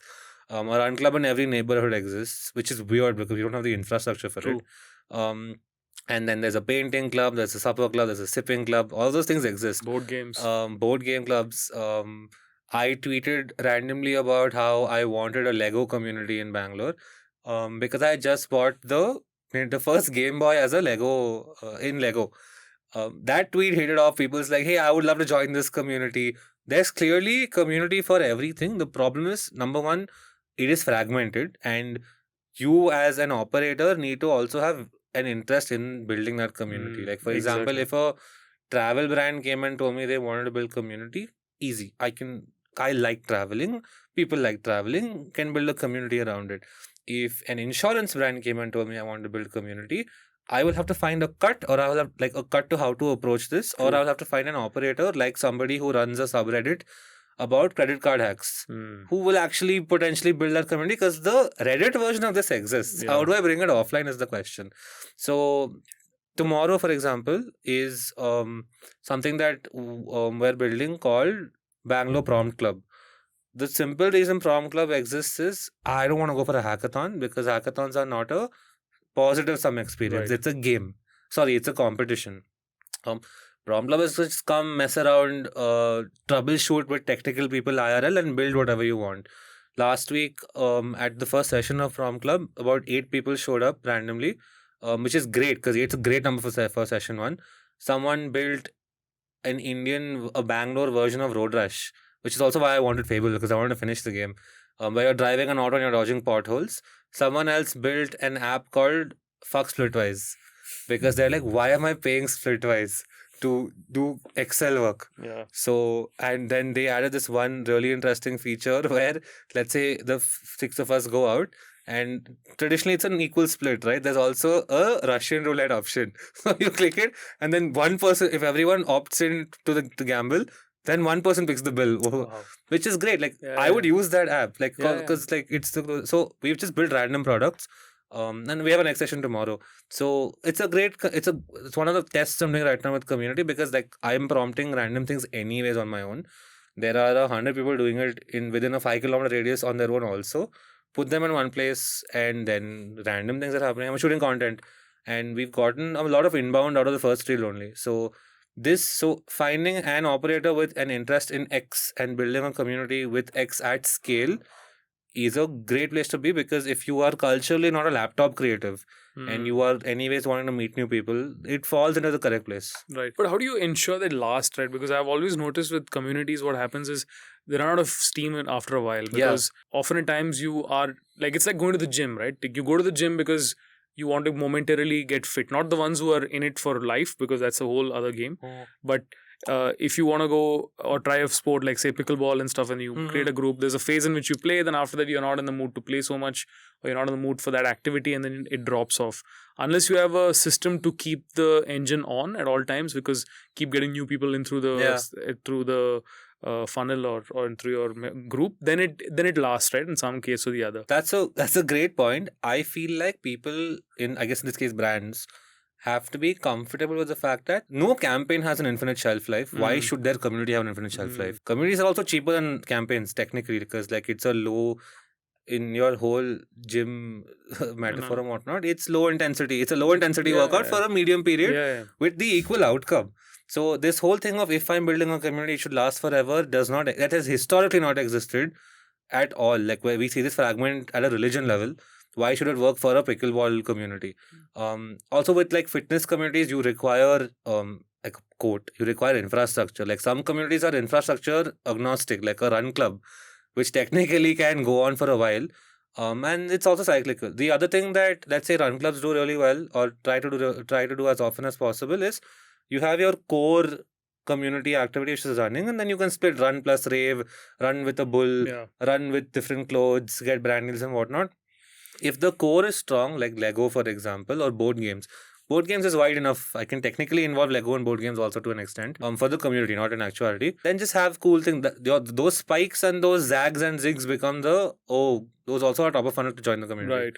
But the expectation of anything being infinite shelf life is incorrect. Nothing is. Right. So it just boils down to investment. And that's the problem, right? Because at one point in the org, in some quarter, it'll come to realization that okay, now the community shelf life is over. No one wants the failure to happen on their watch. Correct. And then that's the level of risk that they don't take. Because only strong marketing teams that are evolved with a very strong conviction and ability to, because in a lot of these places people keep moving and then it's a short-term thinking again because you want to bounce in 2 years after having certain achievements and then go to a larger job. So as a function of that, you don't stick through, so you're not as passionate to see something through its start and end, and that's a big problem too, right? That's my assessment. Because of that, a lot of this experimentation and innovation does not work because someone's scared of the time when it fails, and then who's going to take the blame? That's the thought process inside the org. It is that unfortunately ends up being true for campaigns also, and then they get saved by media money. Like if it's well distributed, no matter the idea, not no matter, but like more often than not distribution, there's this weird rule that I've heard about which I fully disagree with because I don't know who told me about this, but if my film's budget is X, the distribution has to be 3X, 4X. Is it 4X? I heard 3x. I've heard 9x. I think inflation has come into play. No. So it depends on category. So if you work Of with course, right. alcohol and anything tobacco, which is generally banned, so there the split is Of 1:9. Yeah. With I'm not like a normal FMCG category. It is 3x, 4x. Yeah, sure. it is. Yeah, that kind of like in that case, then everyone's just hiding under this media vanity numbers problem, which also has its own place. But as we move closer to everything being measurable and more importantly attributable, it feels like we will either consolidate or smarter marketers will exist. Yeah. And we should ideally move to that better place. Yeah, I think the philosophy with which you're building MktgStack actually, I think will change that and more people buying into that, right? So I was speaking to a YouTuber who was on the episode and he came along with the person who used to run Ankur Wariku's YouTube, Rishwajit. So Rishwajit and Adil came on and I asked Adil, what do you think is more important? Is it content or distribution, right? And he looked at Rishwajit and looked at me and he said, isn't that the same thing? Like, so I think it's a YouTube first culture, right, where algorithm rewards good content. Correct. So it distributes on its own. Correct. So all you have to focus on is making good content, and that's actually true. Like I feel the Rahul Dravid ad, for example, would have done well even if there was no media behind it, but the media that was pumped was crazy, if you know the numbers, and then that just basically towards the end of it now everyone has seen it, I think, but that content I think would have done otherwise also. So also that media landscape back then, albeit not that long ago, very different. Today's media landscape is X. I have 4 screens and 1 glasses. Like that didn't exist 3 years ago. Yeah. No, I think it's a pain of, no one wants to take the pain of change in these large firms. It's like, I have an analogy saying it's like being stuck in a bad relationship. No one wants to take the first step of getting out of it. They're just happy just going through the motion. No, rightful, that's true. Everyone, like the few folks that, I mean, anyone who's gotten out of a bad relationship and anyone who's taken the risk on the few pieces that we've tried, it's, I mean, obviously the spoils of war show. You may get through it and it's there. Yeah, no, and that's the important thing, right? I also feel sometimes even in the agencies and traditional creative agencies, they have great ideas and they sometimes will work, but they have no idea of distribution in a traditional system. And they have been hard done by the fact that media was one agency, creative was one agency in the old days. So they also don't know how to help themselves in that scenario. So I've, over time had opportunity to work with some traditional mainline agencies because we would go on as the media agency or the performance agency on that brand and then get the interaction. And there you realize it. So I think the next wave of marketers will look at both creative and distribution as one and the same. They're already looking at it. Exactly. They're fully looking at it. And to your YouTube point, it is you will end up there. It is the longest standing daily opening app ever. It feels like from a social media, like I'm consuming over there, like outside of WhatsApp, that's everything I've opened every day since I've gotten on the internet. True. The others have come and gone. And also average time spent is higher, always. Insanely high. Like I will go through the physical effort of rotating my phone for this. That doesn't happen anywhere else. True. No, so true. Even like I've built up a habit now of going home and then first thing you do is turn on the TV and actually see what's on the YouTube screen. What's trending right on the homepage. Great recommendation. Exactly. What an engine. Exactly, right? And I think that's single-handedly, that recommendation alone has changed behavior. Yeah. Right? I remember at a time when it wasn't as strong as it is today. In fact, the first thing you would see is a large masthead and the ad. Have you opened YouTube on a brand new account without any cookies recently? Yeah. It's weirdly default. It is. Like, somewhere, I think there's a trace of, you will find something that you like. There's always Mr. Bean for some reason. Who is it? I've tried this on 4 different devices across different cities. If you just, and obviously I'm sure this is not something that's by design, but there's always Mr. Bean.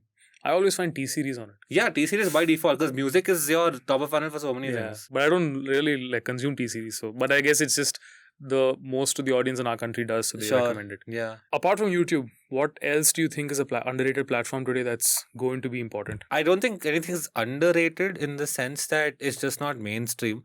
People need to spend more time on Twitter. I know, if you're Twitter people are only on Twitter and they look down on Instagram folks. For example, Namrata, my co-founder, out and out Instagram expert. I am a Twitter person. I spend time on Instagram by virtue of my work, which is great because I only go with an analytical mind on Instagram exclusively. But I'm on Twitter only, and I spend a lot of time on Reddit, which is why it's a great. Namrata and I have a great rapport in that reason. It's very specific in terms of how we approach these different platforms. Outside of that, YouTube seemingly is number one, will continue to be number one, and it boils down to just I will spend time on that platform. Yeah. It is, I will not, like, Instagram came out on like TV as a TV app. I don't know who's using it. It was one of the reasons why we did Scroll Festival, because like community watching is fully becoming a thing. But I do watch YouTube Shorts on my TV. It's just there. You know, Reddit, I think, is going to be a little bit more important with respect to the AI-led Scraping SEO. thing. Yeah, I think that's coming through too. But I don't know how many people are really getting active into it. I think if you have a Twitter usage DNA, then you might adapt to Reddit faster. Yeah, I've met a lot of people who are doing astroturfing services on Reddit, where they will just build the subreddit, Yeah. create that foundation for, in your case, your friend's case, that lawyer to Yeah. show up. Like, as a service that exists, it again comes down to what are you influencing, how much can you influence, which Exactly. exists. So I don't think the normal consumer is going to end up there. It's also from a UI UX level, not for the average user. True, very true. The thing with Twitter also, what's happened is, I think ever since Elon bought it, a whole bunch of people decided not to use the platform, right? And then they all went to Threads. But I don't think Threads have had a impact anywhere close to Twitter X, for that matter. Yeah, I think impact like on culture, not as much. Definitely, they do have the daily Yeah. active users, and Instagram keeps pushing me to go there. But impact wise, I still feel like the world runs on Twitter. Absolutely. Like the world's decisions are made on Twitter. Yeah, no doubt. Do you think there's anything like, I think Snapchat, someone was telling me recently, that's becoming kind of popular again with regards to, It is. Gen Alpha really Yeah. going on to it. I think from a marketing standpoint, I remember reading a case study of Taco Bell back in 2014 when they had done this whole rebrand about how their visual identity online would look like, etc. And I remember they had a 2-member Snapchat team who would like do brand collabs like with Mountain Dew and other brands in the ecosystem. And like I remember they had one whole series, and I used to watch in 2014-15 a lot of Snapchat, and there's a whole series that they were doing about, they did a contest on Mountain Dew, on Taco Bell, picked like 5 winners. Mountain Dew had some contest, and I think the convergence point probably was at one of the Taco Bell stores or whatever. Sure.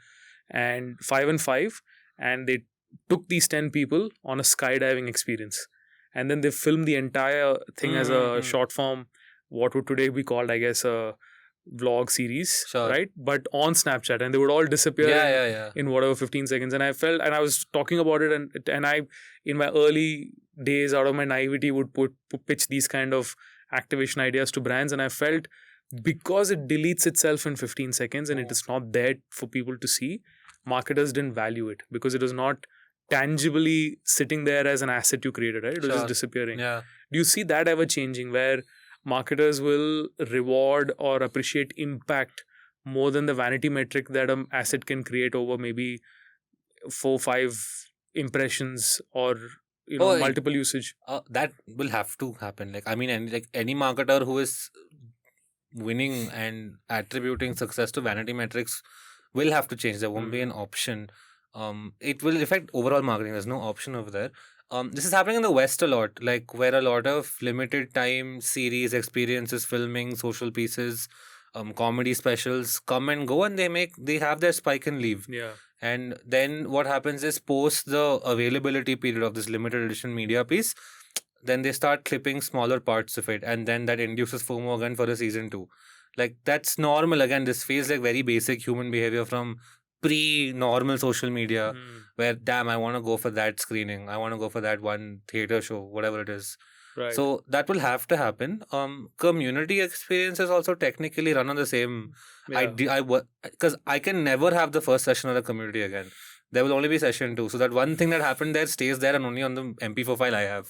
True, very true. Coming back to community, then what is we were talking about audience, network, community, etc. Right? Yeah. There is a clear distinction between these things, between an audience, between a network and a community. They've been used interchangeably as often and that's only because people are. So I've been in too many rooms. Has somebody brought up Tupperware with me when they're talking about community in the context of network? I have an immense amount of respect for the way Tupperware formatted themselves in the era that they did, because it was a clear response to what culture and gender norms were back then. That obviously wouldn't scale today. It would feel like an MLM realistically. But the problems, and this reference keeps coming up for community, or for, let's say, an artist, a music artist or a YouTuber's community. It's just, that's my distribution network. That's not necessarily true. The problem feels like all of so many marketers have a width play. Like we'll do this touch point, we'll do seeding with this touch point, we'll do this billboard, we'll do these two other things, which is also the problem is with is expensive.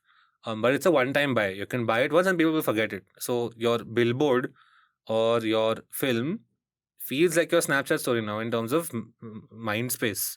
Of course, it physically existed, but like it's also not there anymore. You're wasting money. Whereas communities are a depth, they're out and on a depth play. Like I can have 10 communities on the same day, but they're just 10 depth plays. Because it's like it's a low intensity, high, like you just keep doing it.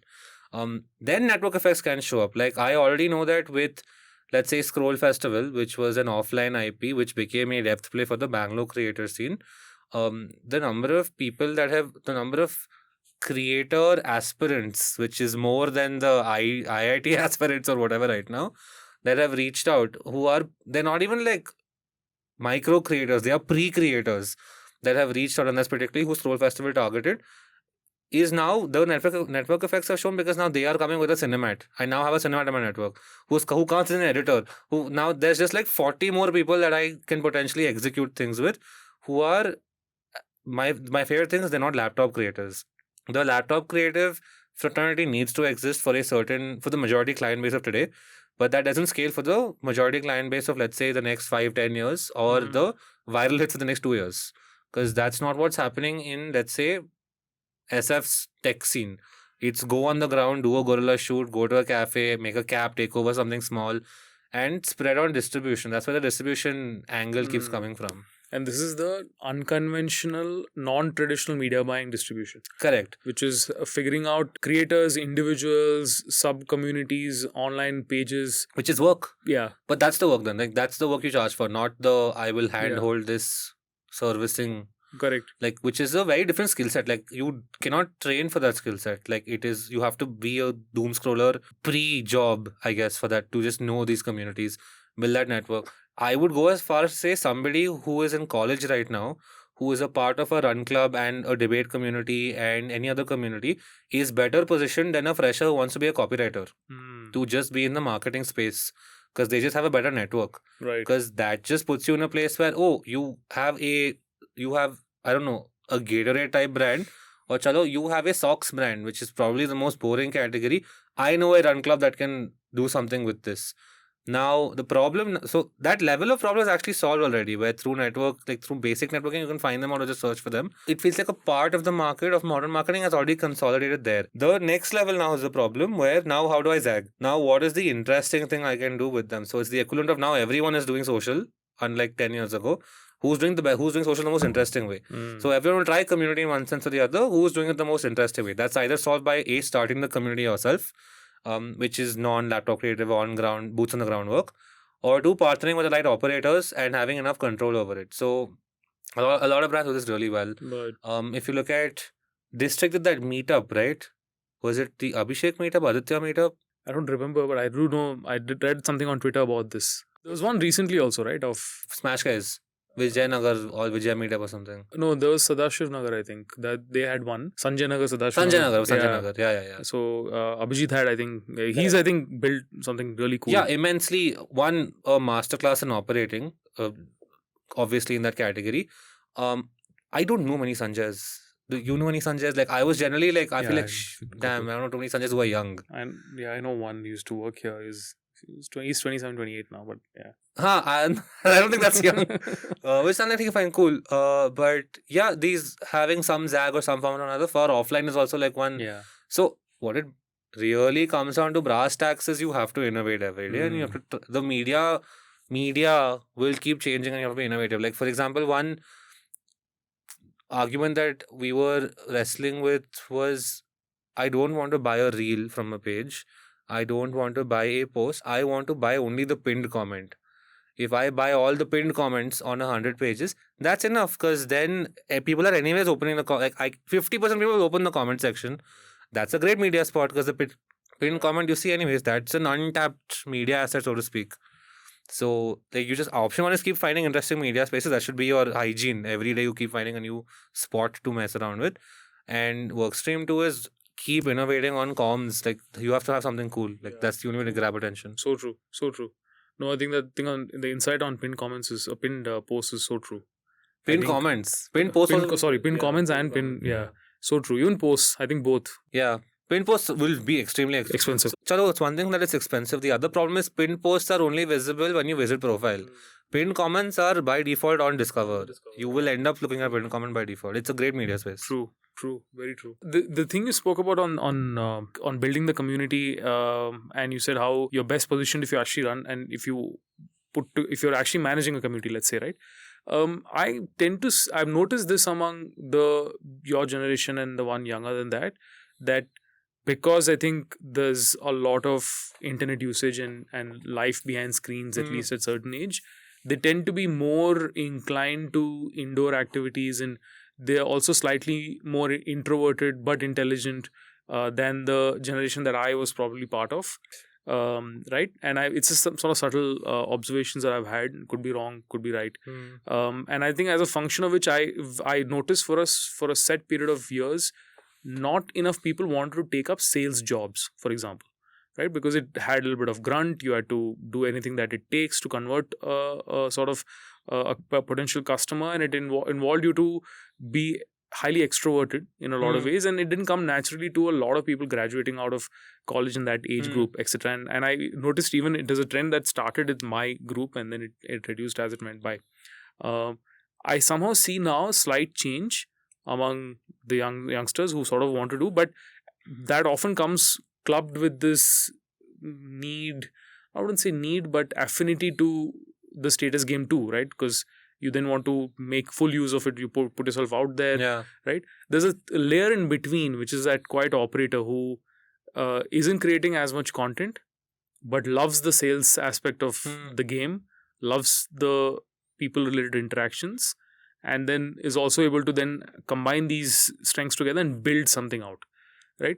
It's a interesting sort of observation that I've had, but I'm always looking out to seeing what is the today's 18-year-old who's graduating or who's 21-year-old who's graduating, what are they most likely to go towards? And for some reason, it feels like the last 1 year, there's been a massive explosion of, like you said, going out and putting yourself out there and meeting more people. Yeah. What changed? What's your take on the trigger?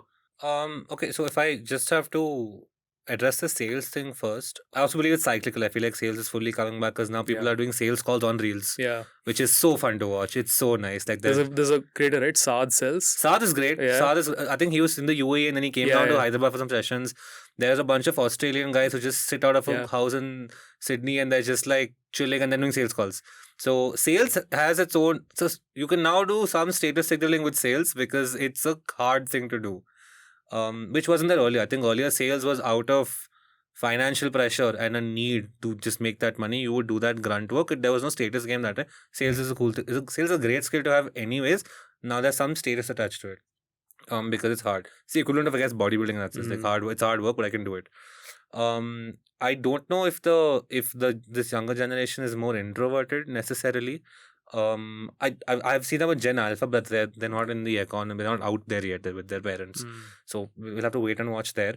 With the last part, which was about ability to build, right? Or the right, trigger, the quiet operator, and the trigger of what has changed. What's been the phenomena of why so many run clubs are popping, why so many community groups are popping, and why there's been a sudden burst in the last year. Is it again cyclical? Because you spent many COVID plus whatever years being indoors. Now you've exhausted everything you can do inside. I would assume one of the reasons that outdoor has become so much of a touch point in your life now. See, we're calling it a touch point. That's so unnatural.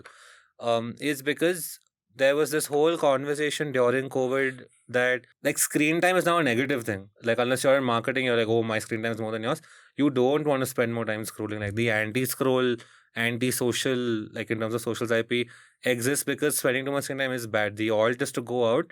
And since there's a lack of third spaces in the country because of infra and other reasons, the only other thing is like organized environments. There's this really funny tweet I read about how gated societies save me from the bad infra. It's the same thing. Like if my communities are my gated society, but yes, I'm at home, here are my people, here are my amenities. It's that. It just feels like the only alt to an online community, which is my algorithm and my DMs, is another offline community. And they keep feeding off each other. So that's probably why it exists. The pessimistic answer to this is human loneliness is on the rise. But that's a way True. more pessimistic analysis of the situation. I don't think it's as big as, at least in my circles, it's not as big as they're making it out to be. I get a feeling today to get out and get social, it's also expensive in comparison to options that existed maybe 15 years ago. There are still cheap and free options, but I think there's that whole status problem. Like if I'm making a reel in a bar versus I'm making a reel in a park, it feels like more of a status issue because like I would not share it. Like I would assume that the average 21-year-old wouldn't want to show off that they are at Cubbon Park is still cool. At Milton Park, which I only know because I lived on that street. Nobody else knows about Milton Park. There's no signaling, so why will I do it? Because if everyone's doing it for signaling, then you might as well be at another place. Right. That is the problem, which is also why you keep seeing that tweet that went viral where everyone's outside Paris Panini and Smash Guys, is because you want to tell people you're at Paris Panini or Smash Guys. I'm always gripping with this thing of, is this good for mankind in general or not? Right? Because if everything that you do is so driven through status and signaling, then what is the end outcome through it all? I'm sure you've read this, you've come across this, but the highest S tier final signaling that people want to signal is that I don't need signaling anymore. Yeah. So, which is also like kind of counterintuitive because it's also still signaling only. So it feels like one loop that you end up going through. Like I'm very clearly, I think throughout this we've realized I'm very much a believer everything is cyclical. Yeah, no, makes sense. It makes Which sense. helps you look at it from a third person POV and has that access to it. Yeah, no, it makes sense. It just makes sense because I think, I mean, like there'll be a trend where people are putting out a lot of content. There'll be a trend where people are not, and some new people will come I don't and think the start. content thing's going away. That's it is too inbuilt now. Like you mentioned the quiet operator, like that. The quiet operator exists. I was a quiet operator for quite a while. But you're being forced to put out content. Oh no! I really enjoy it. Okay. But I can go from 0 to 3 being a quiet operator. Anything more than that requires distribution and content. True. Like there is a ceiling. Like you cannot scale, and everyone's ambitious. If you're building something, you are by default you want to scale more.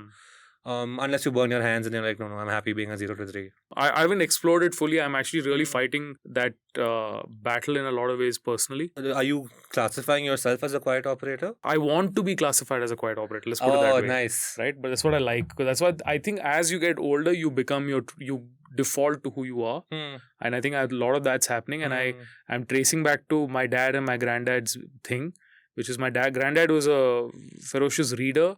Nice. He was a professor. He was one of the first Hindi PhD holders in Kerala. Like, that's very strange, but that's insane. It is, because he thought it was a language of the new country, and he's pre-independence guy. So he felt that I had to learn Hindi to be, get successful in the world, whatever. So you talk I've seen them operate, and they're very comfortable in loneliness with their academic. For them, it's solitude, not loneliness. Right? Exactly. And I'm beginning to see myself be a lot like that for whatever reasons. And as a result, like I was telling these guys, like if you go through my Instagram archives of 2017-18, I would do average 9 stories a day. 7 are work related, 2 are whatever fillers, and it'll be like insights and this and that. And there was a time when I think post-COVID, there was once when I went and actually archived all of my Instagram posts because I was extremely active and I would post and do things about anything, but not so much on video, maybe other formats, because that was my way of expression or putting out content, I guess. No. Again, this is that everyone wants to end up, but they don't have to signal.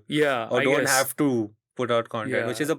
And then it might change. It is the final stage. Yeah, and then after maybe you do that for a while and you'll be like, oh, it's boring now, I want to do something else. The assumption is this either ends with, okay, this doesn't give me dopamine anymore, or this ends with I've made enough money to not care anymore. Yeah, I guess. What else could it be? It's a bit somewhere between that, I guess, for me personally. But I agree with you. I think it is what the human behavior probably is like. I think we're also very new into the social media years in general, right? It's relatively very new. There's no pattern. It's not like you have data across 50-60 years to say generations have gone through and come out of it.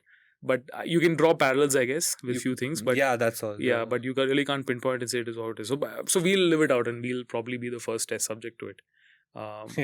But I do feel newer, more crazier things like Neuralink and other things will come through. So then everything again will change. Yeah, and the problem is that we will never see a cyclical thing potentially not see a cyclical thing for this. We'll only see some patterns. Yeah. because there'll just keep being new things. Because like innovations at True. this space is intense. True. Where do you stand on the whole thing of no social media for teenagers? Good thing, bad thing? Like there are some governments who are banning it. Australia did it. I think there's a talk of Karnataka government. I think if you want to be an active part of the economy, you have to grow up with social media. Because if you enter the economy, in any job, it's fully agnostic of industry. You need to be good at social. Whether it's that network of knowing people and communities or simply knowing how to post. Like, I know enough millennials who don't know how to operate Instagram in marketing, which is a huge problem. Like, I have a very hard time accepting any or understanding how I can get feedback from them on social. It fully boils like there is the whole conversation around mental health and a bunch of other things, but you can't enter the economy without knowing this. But if everybody, like no one has access, and if everybody is given access at 17 or 18, which is what the law apparently is going to be like, then is it not in a way creating even playing field again? So it's a great policy to have on a policy level. It will not execute that way. Like so many people have piracy on films illegal. Everyone in this room has probably pirated a movie once. So it's going to happen. Like the US found a way to go to TikTok through the other app. Like it's going to happen. Right. Yeah. If they were never exposed to it, then it's a different thing. You can't go back now. No, I think there are some people who are doing it. I don't know if you know Chamat Palap. Yeah. So he talks about this, right? How in his family, he's given them like a Nokia 1100 equivalent phone and nothing else. At that top now. Yeah. At the top, you can do whatever you want. Yeah, I guess. Let's say today someone's in college, 18. They're going to enter the workforce in 3-4 years, find their footing in the other 2-5 years from now.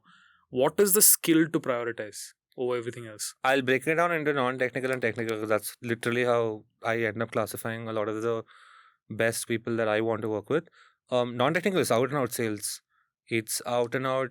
Can you take this one either physical product or this brainwave of an idea that's non-tangible or service in that sense and convince someone that they need to buy it or that they need it in their life? Like sales, number one skill. And this feels like the second stage of the writing point we spoke about. It's great to be able to internalize these thoughts and really crystallize them into sharp points. But if you can't make the sale, it kind of there's no end to it. For technical, which is in this case, I guess, semi-technical, it is just knowing how to use AI as personally as possible. Like you and I will not use AI the same way. Yeah. But that's why you and I have different values with AI. Like we will have different value outside. Different people using different. For example, the first thing I ever built with AI, which was, I think the first ever, I think before GPT had a number or something, we were using Lovable for something. I built something called removenazar.com, which is just a website that is live today also. Yeah, I've seen this. You have? Yeah, I've seen this. Oh, yeah, it just exists where you can just, like, I had a friend in the US, my co-builder and I had a friend in the US who just wanted to have her nazar removed, but by nazar laws, you need someone older than you, who was not available at that point because of the way the US's population density is for whatever reason. So we just productized it as a joke. It has daily active users because of the whole. Yeah. We've also come full cyclical. It's a free. It's fully free. Yeah, it just exists. Like I've seen it. Yeah, you can pick lemon, coconut, chili. Yeah. Which is how I would mess around with AI. Versus if I look at someone who comes from an engineering college, not to generalize, their way of using AI would be very different. So build something interesting, use AI thing, and can you make the sale? Like it is a 2-part process, building and selling. Yeah. The thinking part should be inbuilt with your building thing anyways. This reminds me of Trump Donald. I don't know if you've seen it. So it's from 2016 when he was contesting. So there's a website where there's Trump's face and there's a trumpet. Oh my God. So you could blow it. You could press from any direction and as your cursor turns into that. And based on which direction you're blowing it from, like a clock, the hair, his orange hair would blow in the other way. So it's called I've not seen this. Hilarious. Donald, it is called. Hilarious. These toy websites are all over Twitter now, no? Because you can just, I saw one person where you could, one web person tweeting about this website that she cloud coded. It's just a bouquet, like make a bouquet. Like these toy websites it's just a great, it feels like the correct evolution of what creative expression should look like from a developer or general portfolio. Of course, you can make a good reel. Now, making a good reel is bare minimum. Can you do other things also? I don't know if you saw the latest XYXX ad with Veer. Yeah. Right? There's a lot of conversation about that also, whether it is right, wrong, etc. And someone said it's wrong? Yeah, I saw some comments. Sure. Right? But Karthik Srinivasan, he said is great, and I think he saw some merit in it, I guess, because he generally is the one who criticizes a lot of these ads, right? He does. I was looking at that ad and I think internally we were watching. So that's the kind of content probably which a creator would, or in colleges and so forth, that they would probably tinker around with and try to learn. Because that might be, like, I remember we had advertising as a class in BBA, BBM, Okay. final year, where they would ask you to come up with like mock ads. Right. And today I'm assuming that's the version of the mock ad, right? In because someone could very easily sort of in class make that themselves, showcase it, and that would be probably equip you for the real world also. 100%. It's far easier. With this mock ad example, unlike when you and I were in college, you can make the mock ad and post it now. Yeah. And the brand will actually reach out. Yeah. Like that. Exactly. So even the social media point, I can enter the economy way sooner than I'm actually allowed to. Which is insane also. Yeah. There's this band based out of Bangalore that I follow on Instagram, that all the band members are, I think, 10 years old. And their older brother, one parent manages the page. They just mess around and make it feels like one of those school bands that it's just like this, we are making music for laws, we only pay AC/DC opening, happy birthday, but So they're all kids. They're just kids. Yeah, They're these 10-year-olds. The next Jackson 5. You never know. Yeah, and it's insane. You know, on this same count, what are the skills that would not matter at all? It's mundane things like formatting. Like adapts, you know, studio designers? Yeah, I know. That's gonna go, I guess. I think storyboarding is dead. Yeah, that's gone. Storyboarding is gone. Sad. Some of them made great storyboards. Yeah. Some of the artists were like legit. But I guess even for them, I'm assuming they also find better ways to enhance the craft. Correct. So I would assume a storyboarding studio is really good at image generation by default, because they're technically illustrators. Yeah. So that it will, not to say that it doesn't take away jobs, but there is an evolution to most of these roles. Yeah. I think performance marketing and media buying in general, I think that's getting disrupted a lot. It is. I think the latest and the past two Andromeda updates have clearly messed around with creatives and performance, but it kind of boils down to what is the promoter okay with messing around with, because they control the budget. True. Very true. Very true. I think, but that will play out. I also think in performance, they're very secretive about results, right? Unlike a campaign that did well for top of the funnel or awareness, where everyone sees the success of it, in performance you don't. Unless someone presents you the case study, and even that you have to do some due diligence to see if it's actually true or not. Correct. Because you can say, 20x returns on spends, and there's no way to validate it. So I guess there's a little bit of that disingenuous, which I think it has to somewhere change. Where I think awards for performance and media buying need to get bigger. I think media buying is there. Performance marketing awards in general in our industry, I think performance marketers don't apply for it. There isn't enough competition in those categories. Like I feel something that needs to change. I think account management is going to become important too. It is a fully a function of sales. Like sales has, so like when you brought up the point on younger kids back in the day, at least not wanting to do sales, I think at that point sales was also classified as like a telecalling job or like a door-to-door job. That's very different now. Yeah. Like now you can but principles still apply. Principles fully apply. I have had a cold calling job where I had to do 100 calls a day. You see? Like it fully set the foundations for so many things. My first job also was sales. I had to go through the phone book and pick up. I used to work in a logistics and freight management company whose job was to get shipments. I actually, you know the company. I used to work at Avalon. I also had a gig at Avalon. This was during second or first year of college where I was there doing sales calls. Nice. So it's very deep rooted in the Bangalore ecosystem. Right. Makes sense. I think they were then selling what? Media and this only, right? So then there were a few companies there. There was one LinkedIn competitor that they were building, which I was doing sales calls for to onboard users. Right. And Not scenes. Not scenes. It was the next room. Right. I had Avinav on the... I saw the podcast, yeah. So he was telling me about that phase of what they were doing, etc. Very interesting. Yeah, but I think diversity experience, comes back to that. Yeah. I think the key is now just to try things, I guess. Because correct. Failure, because even when I fail at something, if I make a reel about that also, it's creating this. So one is obviously document everything, but then keep trying things. Yeah, and I think that's a big difference too. Now there's no consequence of failure. It's just seen as a hurdle. Correct. It's not seen as a game like ending scenario. Like for me, I remember when I started pursuing entrepreneurship, there was constant pressure because family was worried I might fail. And then even the smallest thing, like a pivot was considered a failure. Yeah. Right? But that's not the case anymore. I think it's looked at as innovation in some ways and capacity. I think good place to be. One advice for someone who wants to follow your career path, let's say, what would the one largest, biggest advice from you be? Anybody, any age group, anything. Just fuck around and find out. It is a life motto. There is no consequence, like you're saying. And even if there is, it is a short-lived consequence. Just keep trying things, try everything. Become a YouTuber when it's not famous. Create content when it's not famous. Become a sales call executive when it is actually no bragging on that. Today I can say, 100 sales calls a day, and that has value in a room, especially with older people. But just try everything. There is no cost to trying. What's next for MktgStack for you? What are you guys looking to do for the next 1 year, let's say? 1 year is a huge timeline because like 6 months? our goals, and I think 3 months is a good place to be. Great. We have Indian Scroll Festival Season 2 that's going to be happening pretty soon. We originally started thinking about this as an IP that happens maybe twice a year. But because of the response and success, it feels like it's going to happen more frequently than that. Which makes sense because like scrolling culture changes on an hourly basis. Why should the event happen once a year? So a lot of interest from creators and brands across the country over there. So we're looking at figuring out where the next one's going to be. There's a lot of community stuff that is being built out actively through a bunch of experiments. Prom Club is tomorrow. There should be a new one in a month also.